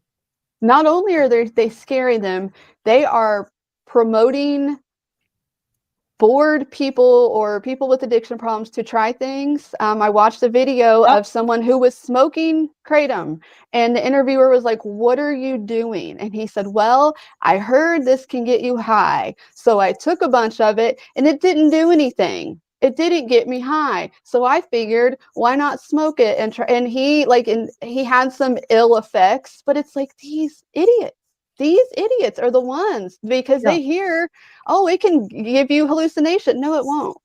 But now this guy's trying to take a bunch so he can hallucinate, to the point he's smoking a powder, you know, that who knows what that's going to do to your lungs or your body. And so it's promoting bad behavior. I mean, stop acting like this. And there sometimes, if you take a certain amount, you know, people experience a mild euphoria. And I feel like that right there is what people are chasing, or what they think they can get from it. And it's like, to me, it's never been euphoria, it's been relief. Right. Right, exactly. But we played a video last week of the guy talking about smoking Kratom. It was probably the same video you're talking. Yeah, He was trying to get high, and he Yep. heard that Kratom gets you high. So he tried smoking it, he tried snorting it, he did all the things. Yeah, I wasn't here last Saturday. Yeah, Snorting that's it, wow. probably ridiculous. But trying to do, because he keeps hearing it, it's, oh, this can get me messed up. No, it's not supposed to get you messed up. It's supposed to take your pain away. Leave it alone. Well, about a year ago, we played a video here. There was this young guy, and he was so excited. He made a video talking about, like, this is going to be my heroin, because like he was told that this is like heroin, and that he get really high. And so he was so excited, because I guess you could just buy it at the smoke shop, right? And he was very disappointed. He made a whole Good. video of this. Like, he was so excited, and he shows his little baggie of it, and it looked very sketchy. And he's like, but remember, Venus, didn't he say something like, this is going to be my heroin or something? Like, something real. Like, the kid must have been like 18 or 20 years old. Right. And he was really disappointed, really. He kept saying, don't use this. It doesn't get you Mhm. high. Oh, man. And we need, that's what we need them to be telling people. Yeah. And I do see a mixed bag of comments out there, just in like YouTube land or on social media. A lot of people demonize it. They think that, oh, they're on Kratom and that they're an addict of some sort. And then the other people are like, hey, this is for pain relief. I'm not an addict. I'm the opposite of an addict, you know. And it's just it's literally just two dichotomies fighting it out at this point. Right. And I mean, great comment from D. Chesney. I was an opioid addict for 5 years. I don't want to have to go back to opioids if Kratom is banned. Exactly. I mean, that nobody wants that. There's no need to ban this. It helps so many people. I'll be laying back in that bed because I can't take opioids, you know, and Kratom is what got me out of bed from, you know, literally just being bedridden for 20 out of 24 hours a day, you know. So I don't have an option. As adults, I think we should all be able to make our own choices, especially when it comes to the care of ourselves. And it's just ridiculous. It feels like we're being babysat as adults. You know, we're forced to go to work and do all these like adulty things, but we can't have something that we enjoy. And it seems to be a problem for, you know, certain industries, certain people or whatever, but like the rest of us, you know, like you can't just take this away from such a large community. It doesn't make sense. Yeah. I mean, if they're going to take this away, take away the alcohol, take away all the things. Agreed. Tobacco. You know? And I talked Yep. about this on my episode with you, I feel like this goes into what I call the social acceptability paradox. Like Mm-hmm. caffeine, it's accessible to even children. Kids can walk in and get a thing of coffee or an energy drink anytime, and that's socially acceptable. Alcohol, tobacco, the same 9 yards. But because because kratom isn't thought of as the same in the same light, despite it being considered kind of in the same light to those who consume it, it's looked at differently and unfairly. Yeah. Thank y'all for sharing all this. I love our conversations here. I have this idea for a little segment. For those watching, y'all here on screen, y'all watching live, tell me, like, I don't have to do this. I come up with ideas. That's just how I am. And I literally came up with this idea probably half an hour before we started the show. But I've been trying some different kratom products this week, some different strains and some that I haven't had before, and new batches of ones I've had before.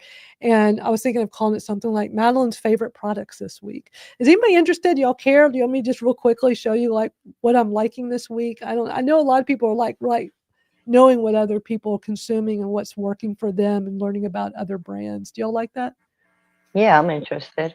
I'm Okay. totally down. I think that's great. You like that? Okay. I'll do this real quick and then we'll move on to some more videos. So I'm gonna take you off screen real quick.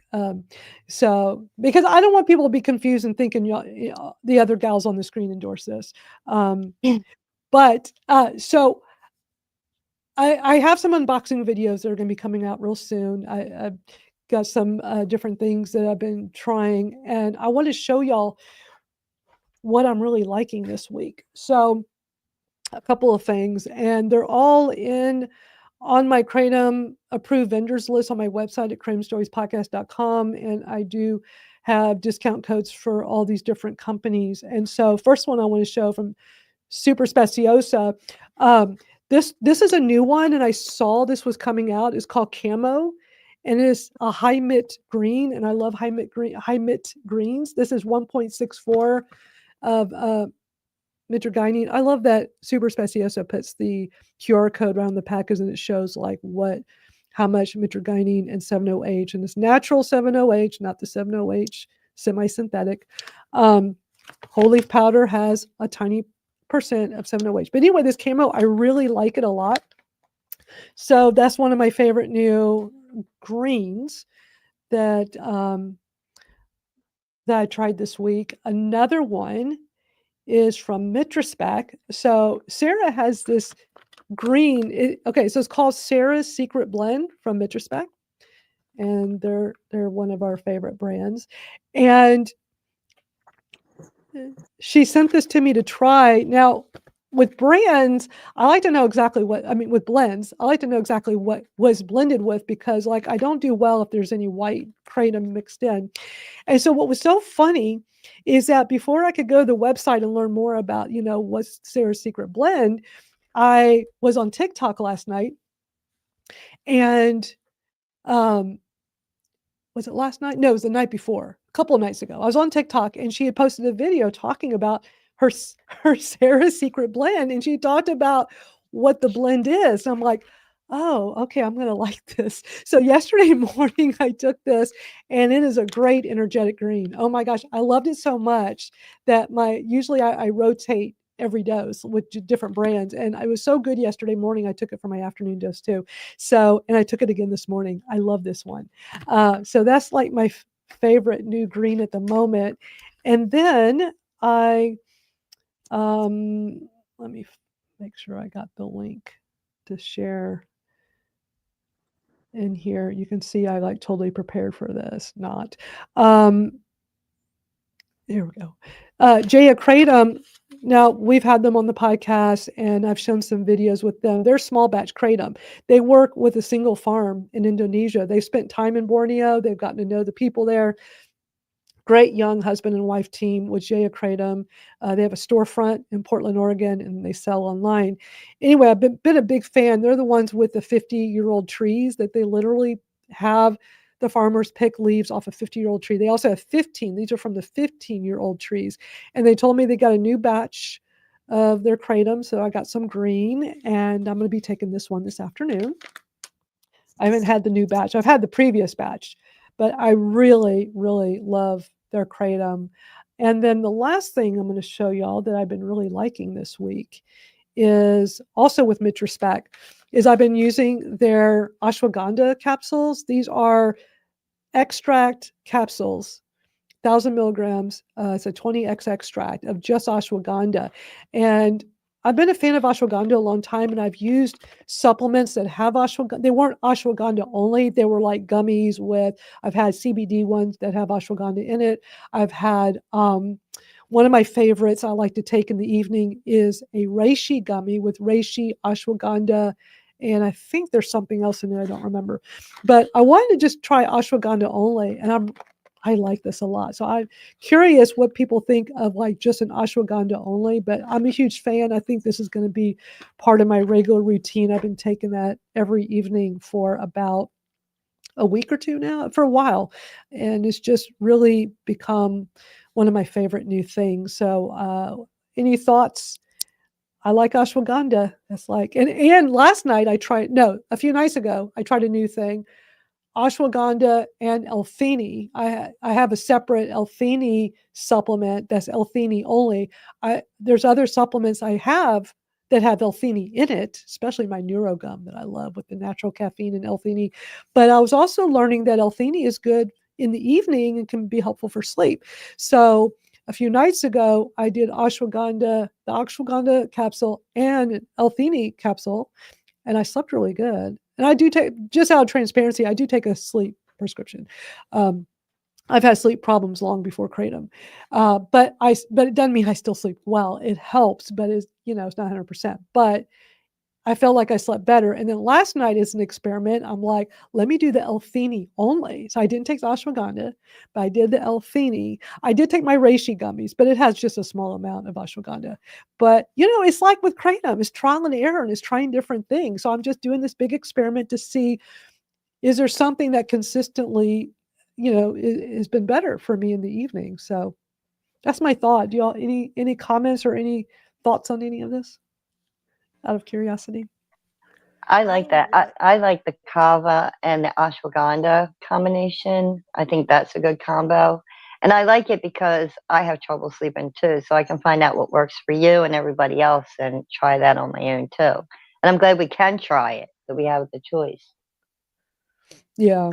I also enjoy ashwagandha and kava, but I usually like them separately. I find that ashwagandha is better for calming in the daytime than it is for me at Interesting. night. Okay. But I definitely, love ashwagandha. And see, I love kava, and L-theanine was actually too strong for me. I'm just highly sensitive, but L-theanine knocked me out. So yeah, it's definitely something that can help relax you and sleep. And I never really cared for ashwagandha. I don't know. Okay. So, And everybody's but that's different. just me. Yeah. Yeah. And I do like kava. I've talked about it here plenty of times. I've made videos about it. I really love the Happy Hippo little kava shots. It's just a kava only shot. They do sell kava kratom shots as well, but the kava only shots I've been a big fan of. And so I remember telling everybody recently they had this huge flash sale, like 50% off, I think it was. I'm like, oh my God, that's amazing. So, I love to have those on hand, but I've been kind of taking a little break from them and been, I like to try things kind of separately to see. Well, I already know with me, kava works great. And I love trying some different products. EXP also has a kava only, they have a kava only shot and a kava like a tart, like a little, it's almost like sweet tarts. It's like, but you just like suck on it and let it dissolve slowly. It makes your tongue numb. And I like products like that. I do feel relaxed when I consume kava, but I've also heard you get the reverse tolerance. So over time you need less of it, which I find interesting.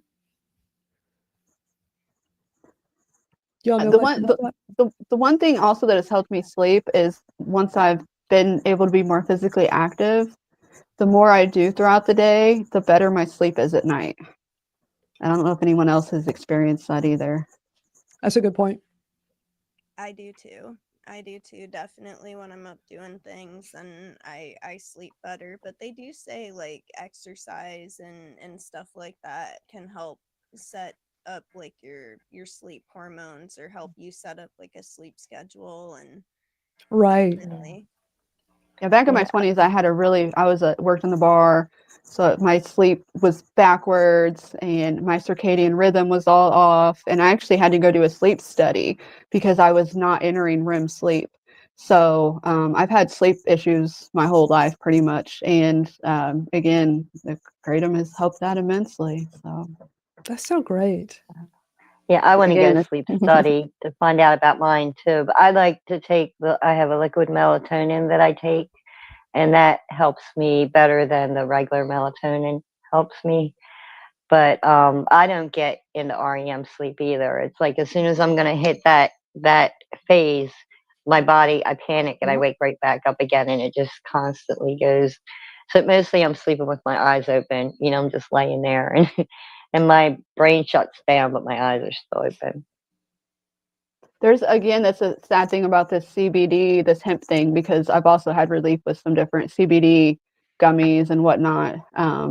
So, nature's got our medicine for us, and just gotta be able to access it. Absolutely. 100%. This next story I'm going to play for y'all is out of Idaho, and that is where Happy Hippo's corporate headquarters are at. And it's really interesting because they actually like go to their headquarters, and it's kind of odd. You'll see. I was kind of thrown off when I first saw this, but it's just Kratom is just under attack everywhere right now, even Idaho. So watch this. Kratom. You may have seen signs for it. I most certainly have on my drive to the gym, to work, to the grocery store. I'm your North Boise neighborhood reporter, Riley Shoemaker, and I asked myself, is this just in my neighborhood? Well, now I'm in Meridian at the corner of Meridian Road and East Franklin, and I looked up Kratom near me. And this is how many results I got. So I'm going to go check out one of these Kratom shops for myself. So what exactly is Kratom? It's a plant from Southeast Asia, part of the coffee family. And here in the US, it's sold as powders, capsules, and bottled shots. It's marketed as a natural wellness supplement. At one local retailer in Meridian, products come in brightly colored packaging and candy-like flavors, advertised for relief, relaxation, and energy. It literally looks like an office building. And you have to ring a bell, so I'm going to ring it and see what they can tell me about Kratom. You can see they have a lot of different looking Kratom products. All right, well, I rang a couple times and I waited outside the door for a few minutes. No one came to get me. But online, it says they sell bags of Kratom powder for about $10. And across the Treasure Valley, packaged shots go for $1 or $2.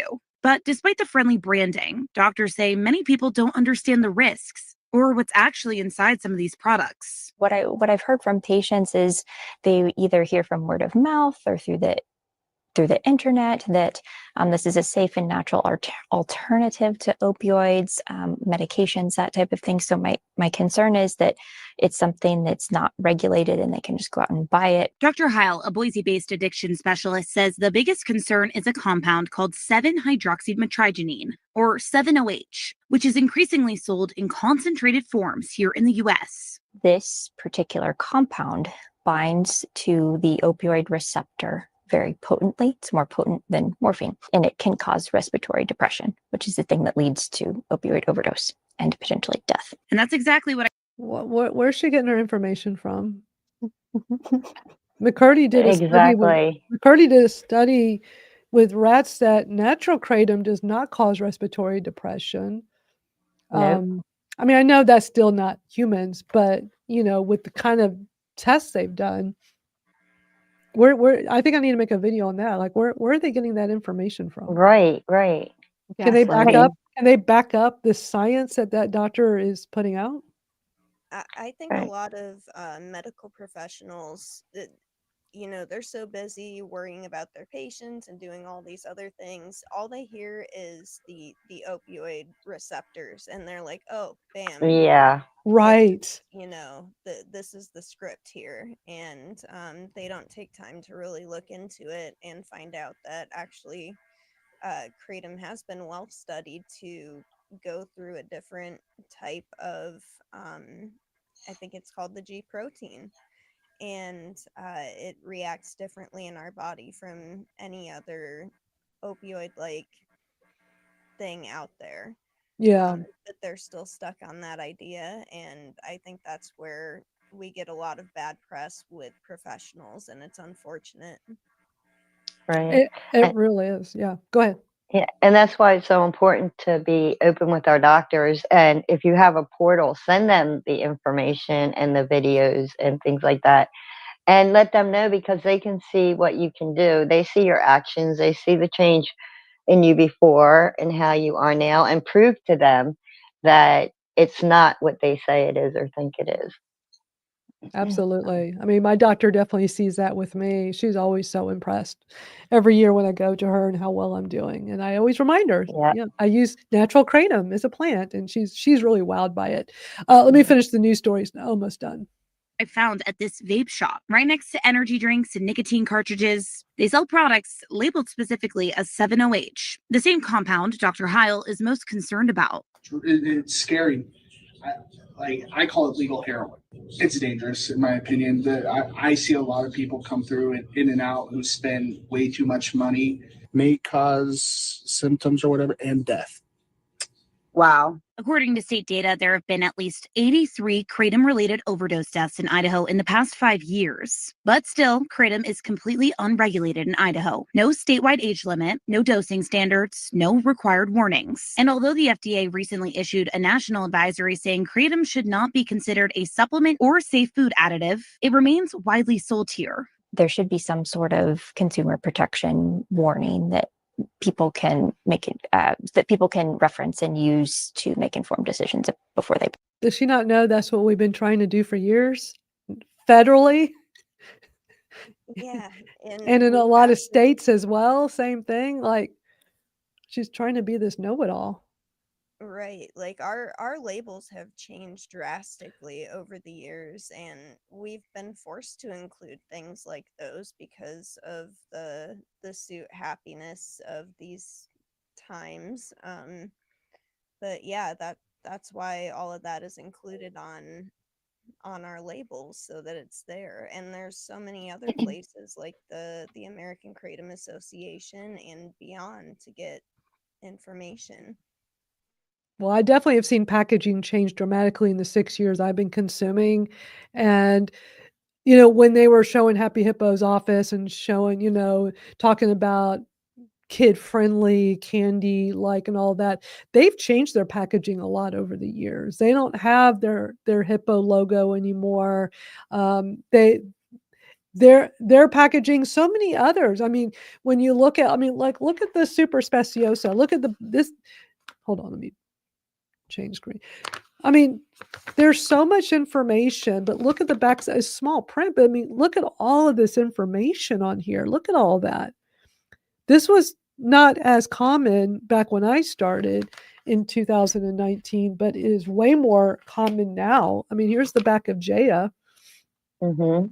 Look at all that Yep. information. And it used to say not for human consumption on it too.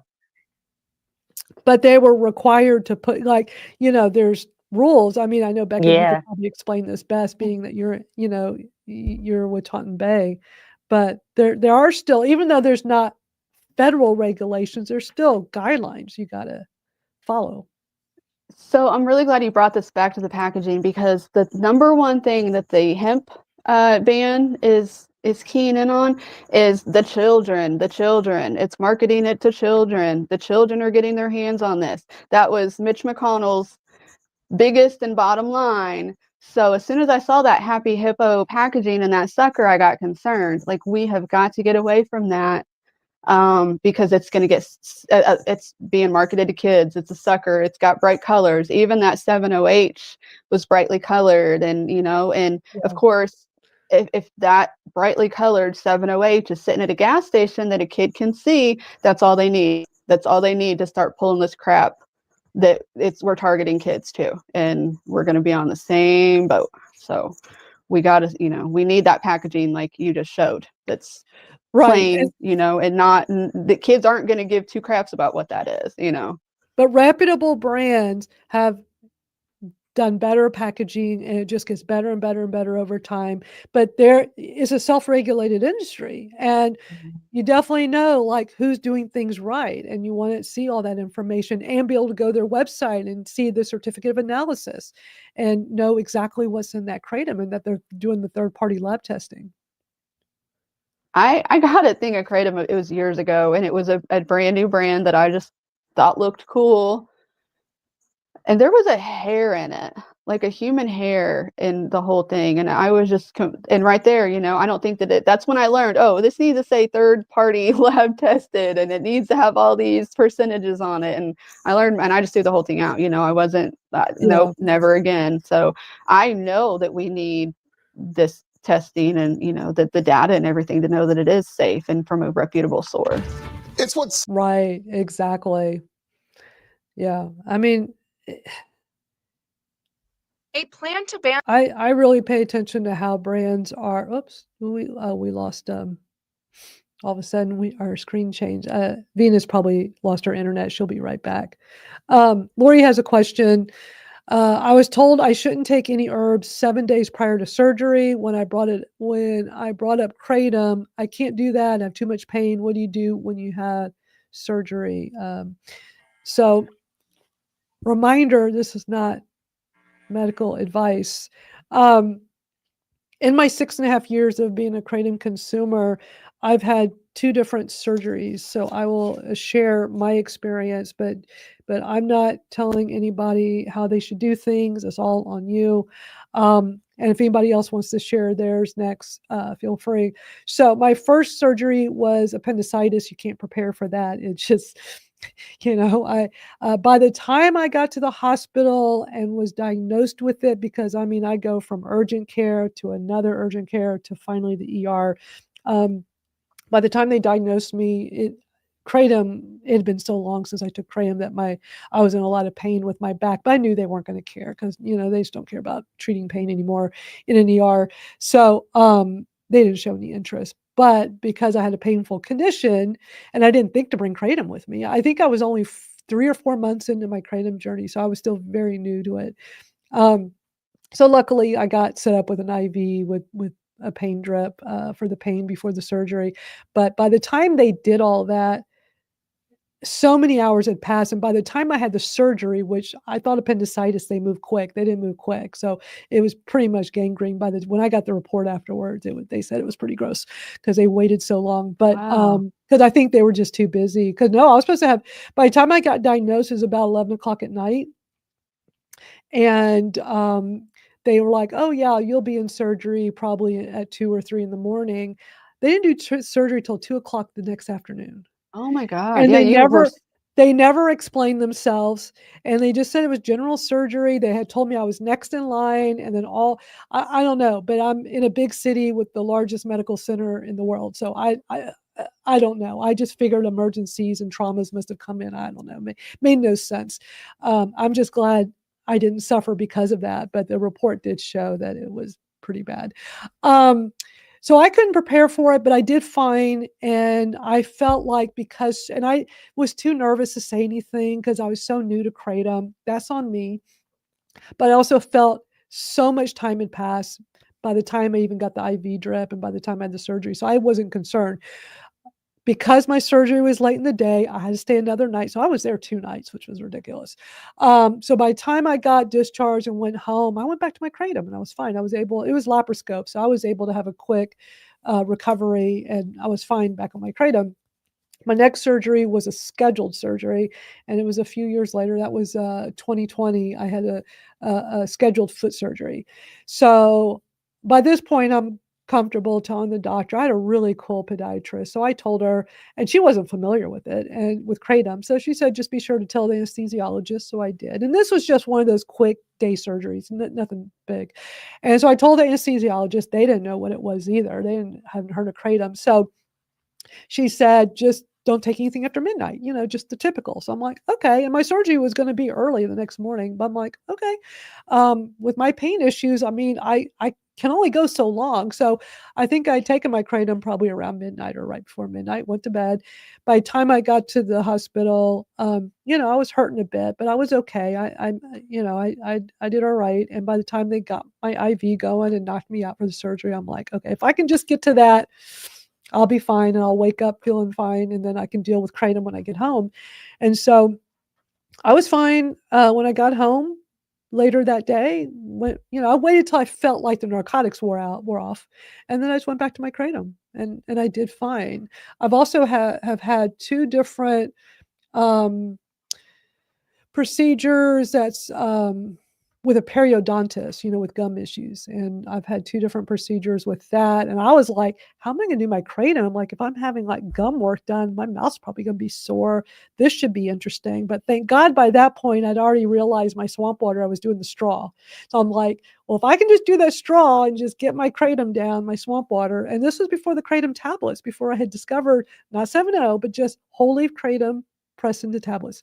So I did fine, both procedures. I was able to just do my Kratom and not have to take any narcotics, and I did great. But everybody's different. I mean, I know, Venus, you have a surgery story you can share for Lori. Yeah, I've had a few of them. I've had the colonoscopies, and with them, they told me, well, I've always told them, if you want me to stop taking Kratom, you got to give me something for the pain or else I can't. So I always stopped 4 to 6 hours before going in. But what I would do is strain the powder out of it like the day before. And they never gave me any issue. They never said that there was any issue with it. And then I've had my 2 adhesion surgery, and the one was laparoscopic. And as soon as I got home, I went back to my Kratom and I was fine. And then the first one that I had right after I found Kratom was for my adhesions, and I was cut hip to hip. And it was the same thing. They never wanted to give me pain medication to stop taking the Kratom.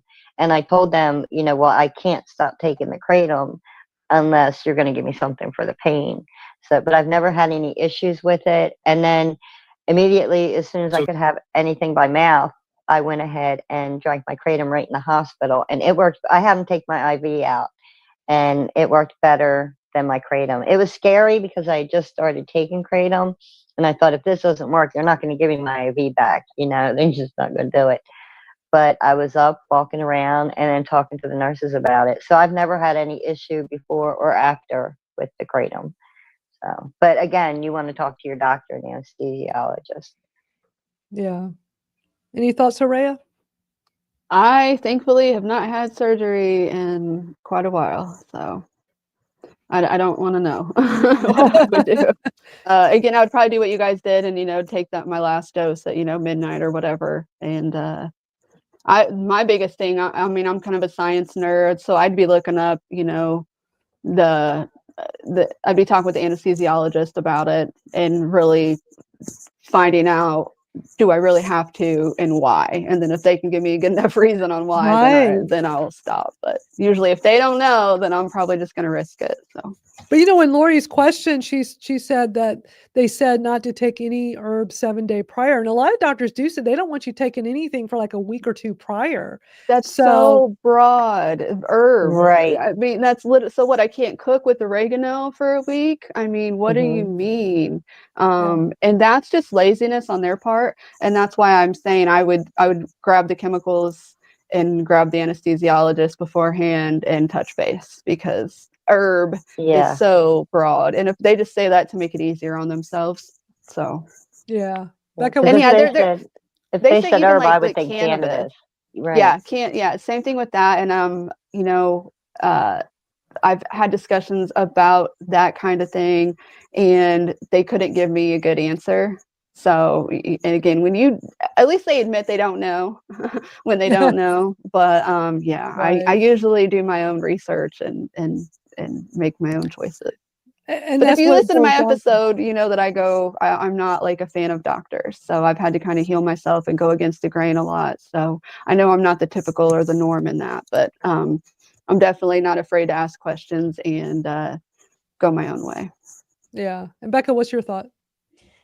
My grandpa was actually a renowned anesthesiologist in the Midwest, and I asked him about this once, and he said that it's specifically about the bleeding risk. They give such a wide, don't take this, don't take that, because they're more concerned about potential bleeding risks during surgery. Makes sense. But as far as like my own experiences with surgery, Kr8tom, stopping it, like what I've done a mix of all of those, like where I've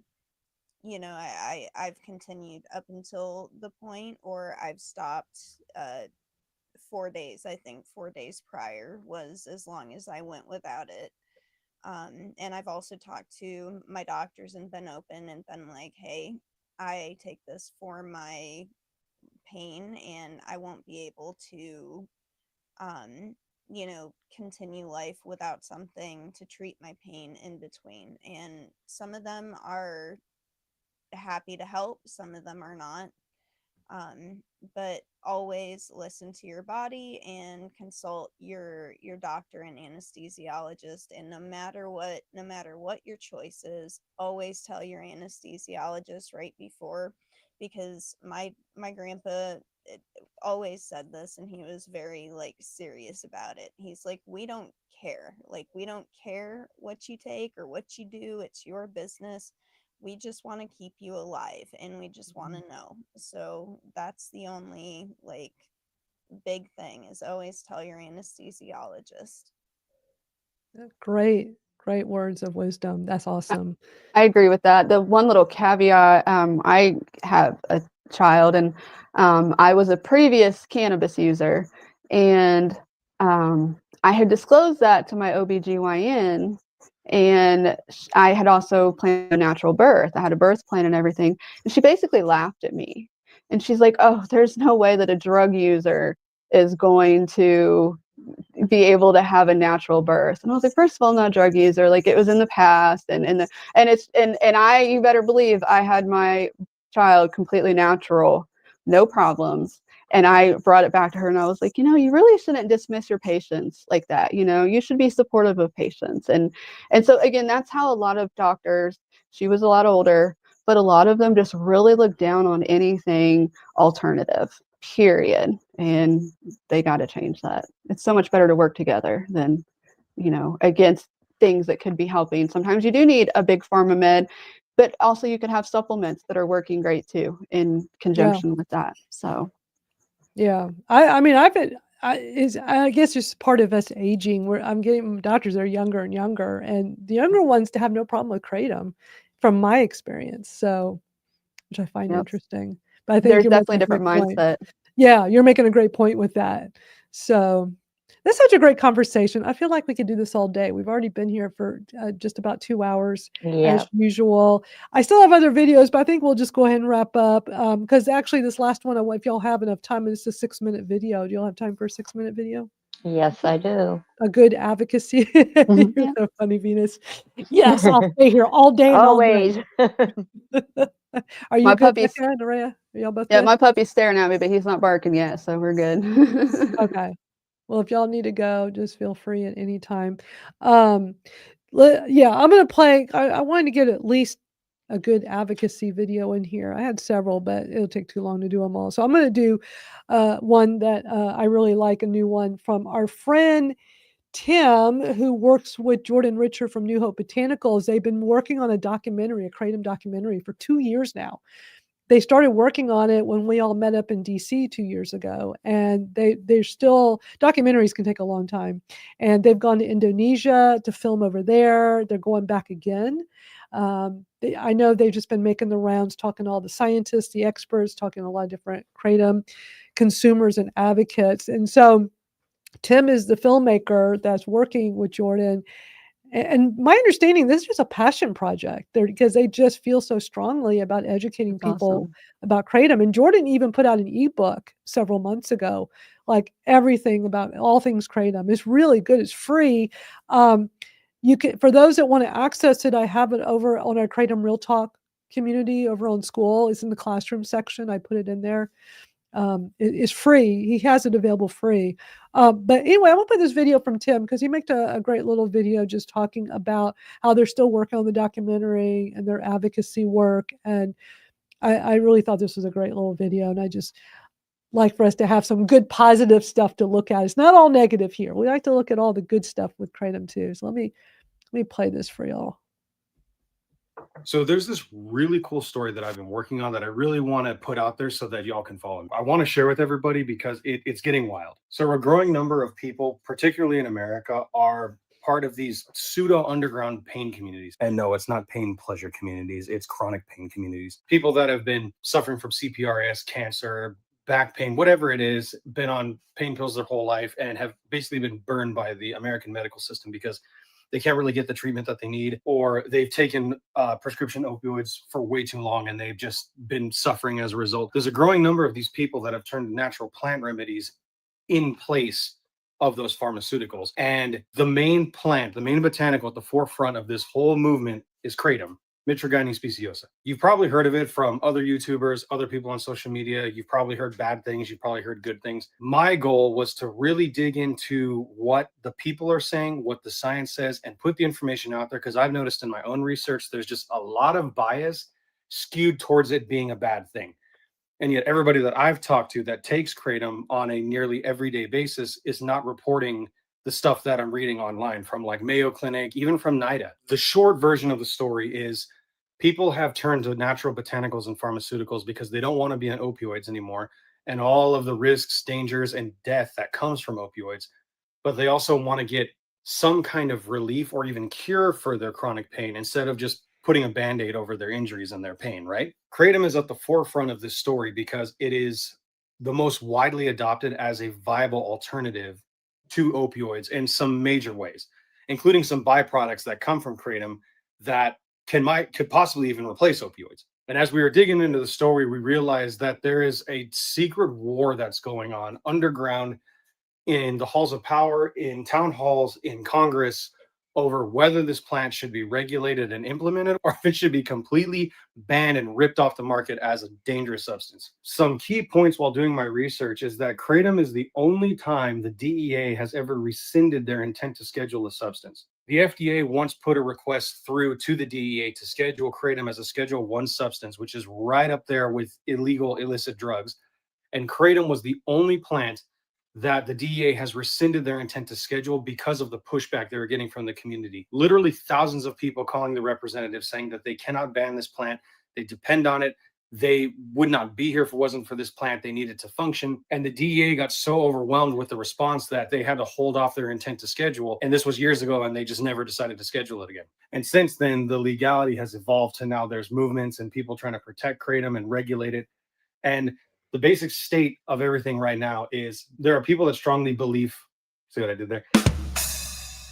People that strongly believe in the use of the natural, unadulterated, ground up plant like it's a tea. And there are people that say that it's dangerous, it's bad, it's addictive, people have overdosed on it, it's dangerous, it's just another drug. You're replacing one drug for another drug, basically. Me and my best friend Jordan went to Washington, D.C. to go to a major hearing in the nation's capital to hear people testify about this. And the basic consensus was that the claims that some people in the public and the FDA are making about how dangerous kratom is does not align with the science provided by the FDA. There is one clip that I was able to get from Dr. Marilyn Hustis, who stood in front of that hearing and said that the science doesn't match the claims. And she presented a published paper from the FDA that was 70 kratom-related deaths, where apparently the paper alleged that 70 people had died from a kratom overdose. And she got up there and she basically said that all but one of those deaths had some other cocktail of compounds in their systems: methamphetamine, alcohol, amphetamines, barbiturates, something else in their system at the time of death. And the only person that died with only kratom in their system died of a car crash. Now, I don't know about you, but if someone died from a car crash and the coroner or whoever wrote the death certificate said kratom is what killed the person, Wouldn't that raise an eyebrow for you? Why are you blaming the plant? What do you have to gain out of that? That's obviously not what killed the person. This is the kind of stuff that I've been finding, and it's making me dig more and more into it. And there is a crazy story here that I've been working on for the past 2 years, despite life throwing every curveball and gut punch at me, including an unexpected divorce, having to move out of my house, having to switch locations for my job, among many other things. I've still been plugging away at this project because it means a lot to me. And we're finally making headway. And this is me sharing more of what we've been up to, because it's a big story. This isn't some little mamby-pamby talking headpiece. We're going on location, talking to people, basically celebrities in this space, major doctors from NIH, from NIDA, chairman from FDA, congressmen. We have a schedule to talk to the drug czar, the former drug czar for the United States of America. We've spoken to Dr. Chris McCurdy, who's basically the lead scientist from the University of Florida, who's been paid for the past, I think it's like a decade, to just study kratom. Like, if there's one guy that you could ask any question to regarding this plant, it's that guy. And we got the chance to talk to him. Not many people can say that. And we're just two guys that decided to make a movie. And it's like every door is opening for us, which is telling me I have to finish this. Like, it goes beyond me. It's my obligation to finish this. That mantle was handed to me. I have to tell the story, and I'm not going to quit. So I would love it if you would follow us, follow me, get engaged, get a part of the conversation, because this story is fascinating. Whether you're in these pain communities, or whether you're suffering from any kind of illness yourself, or you just like a good story and a good documentary, we've got a great story cooking up for you, and we'd be happy to have you along as it unfolds and develops. It's a wonderful journey, and I'm so glad to be on it. Stay tuned, stay safe, stay healthy. See you real soon. There you go. That is so exciting. Yeah, like you said, they've been working on it for so long, and it's so exciting to hear where they're going with it. And they are taking donations too, I think, aren't they, Madeline? I know they were a long time ago. I'm sure they still are. They released a trailer for it about a year ago, which we played multiple times here. I Mhm. mean, it wasn't so late, I played again, but I think we're all tired. We've all been here a while. I can play it next week, but and we've had them on. We did a special Kratom Gals where we brought Jordan and Tim on to talk about it. I think Yeah. it was when the trailer first came out, and we played it here on the show. I just love their passion for this, and I was in that room in DC with them, and it was amazing hearing all those scientists come up and share their findings. Yeah, it was a great day to be there to witness all of that, and the science does just not support all of this misinformation out there. And I love that they're filming a documentary, and it's not just, I love what he said, mamby-pamby. You don't hear that terminology very much. But yeah, it's not just some little, it sounds like they're making a full-length, full-on Kratom documentary. We haven't had one since A Leaf of Faith, a big one. There's another one that I've been in called The Mysteries of Kratom that came out about a year ago. It's kind of full-length. I think it's like a little over an hour, and it's really good. But what Jordan and Tim are working on is just going to be, it's going to be amazing. I think it'll be even better than A Leaf of Faith. I agree. I can't wait. I can't wait till they're done and it's out and we can watch it all on here with everybody.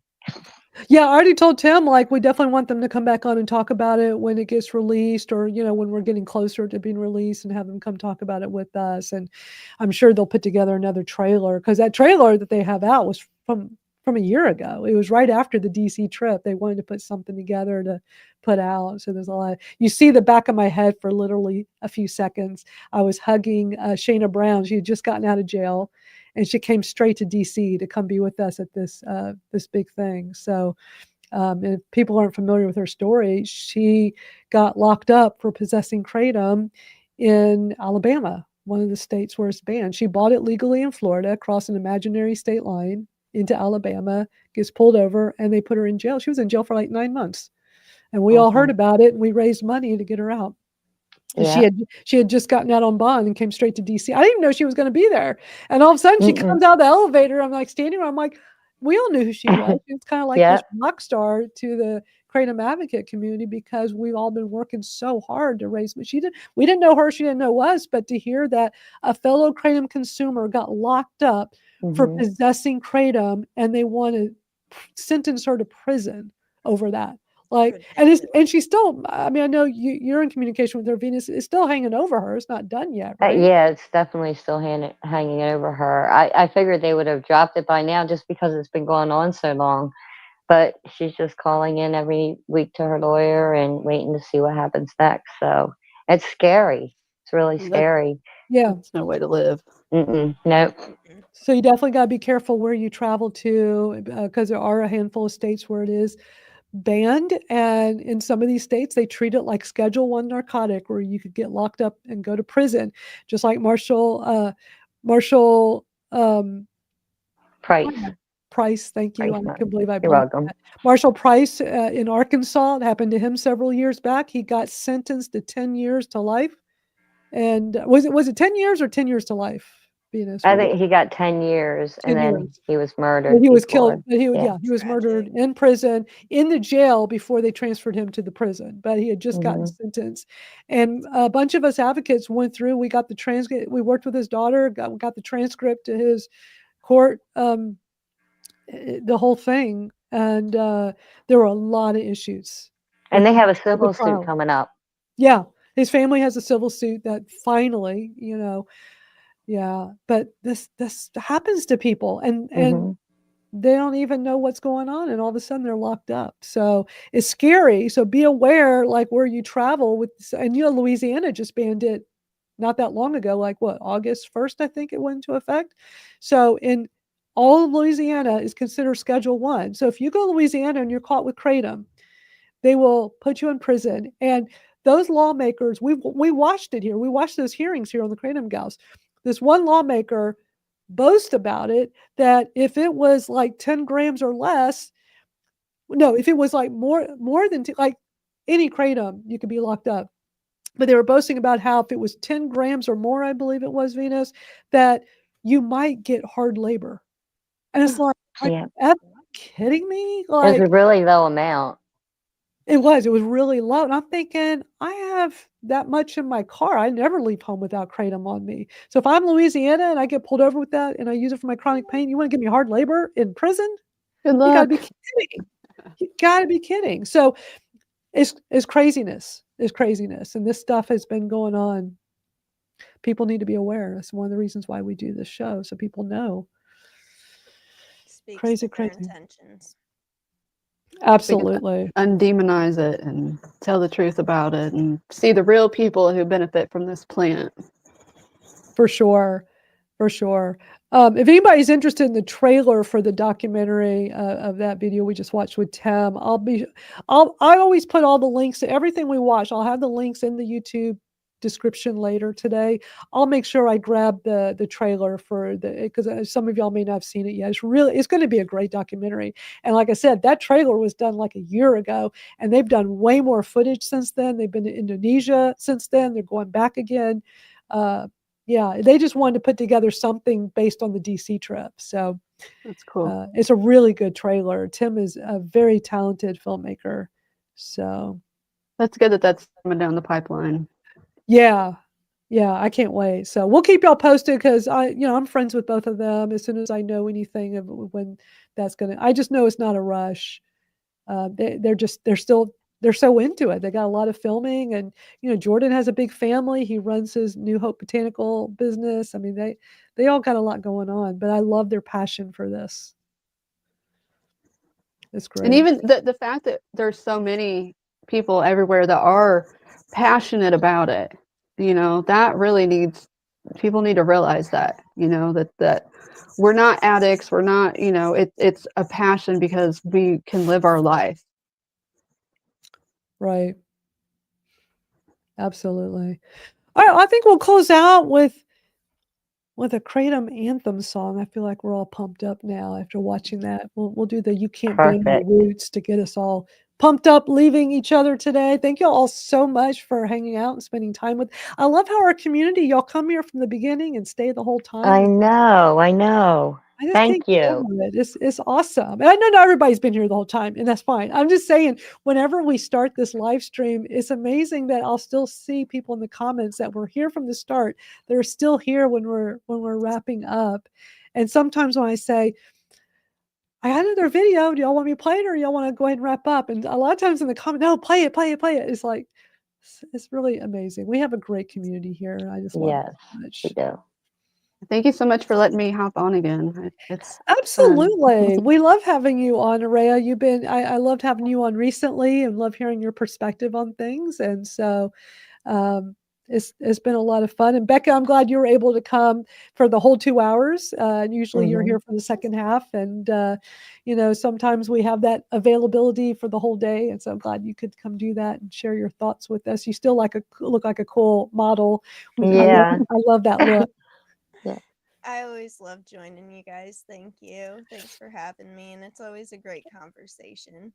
It really is. I love hearing y'all's take on things. You know, that's why I love having this as a group, because I don't want to just come on here and play videos and just share my thoughts. I want to hear from others. And I just always feel like it's a well-rounded conversation. I agree.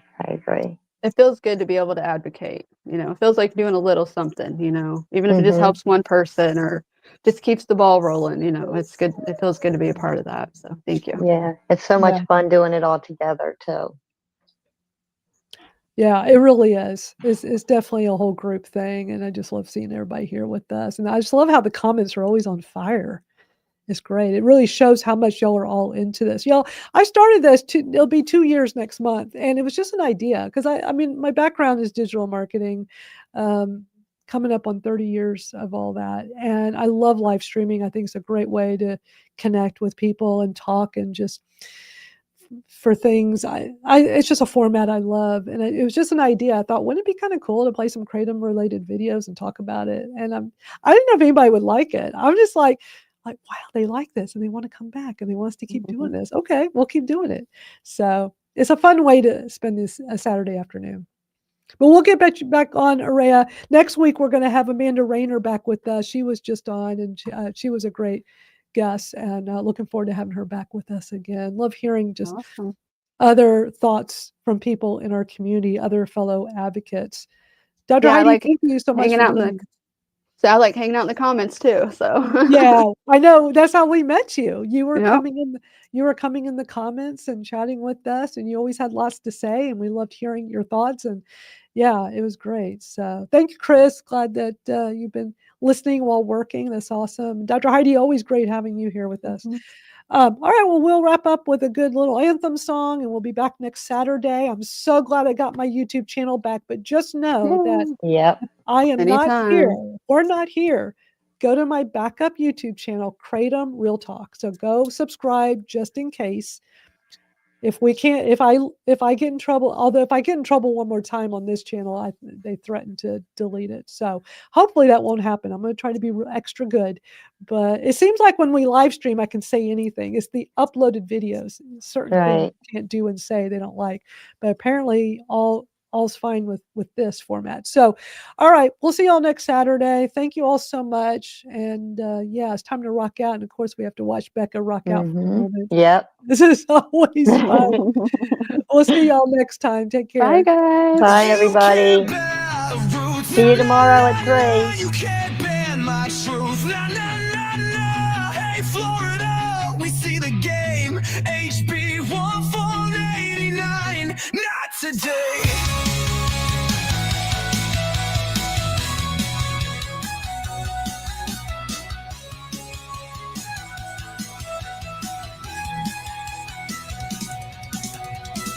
Natural leaf, ancient tree. Now they wanna make it a felony. Nah, we ain't playing that corporate tune. Kr8tom's the voice of 1,000 moons. From the fields to the streets to the healing hands, you can't kill what the earth commands. They assess certification, regulation, tricks. Just another play to make the people sick. They write the rules, we break the chains. Your lobby games won't own our brains. One voice, one fight, we rise tonight. You can't ban my roots. I'm a child of the storm. I was born to be free. I ain't bending no more. You can't break my truth. You can write your lies, but the people rise. No 1489. Mail orders ban remote sales cut. Who's that help? Big Pharma's gut. They don't want plants, they want pills. They don't want cures, they want bills. But guess what? We ain't that dumb. We'll shout this message till the war is won. Kratom's our anthem, Kratom's our right. HB 4489, we fight tonight. They write the rules, we break the chains. Your lobby games won't own our brains. One voice, one fight, we rise tonight. You can't bend my roots. I'm a shout of the storm. I was born to be free. I ain't bending no more. You can't break my truth. You can write your lies, but the people rise. No one's on 89. You can't outlaw the trees. You can't outlaw the breeze. You can't outlaw the dreams. We are Kr8tom. We are free.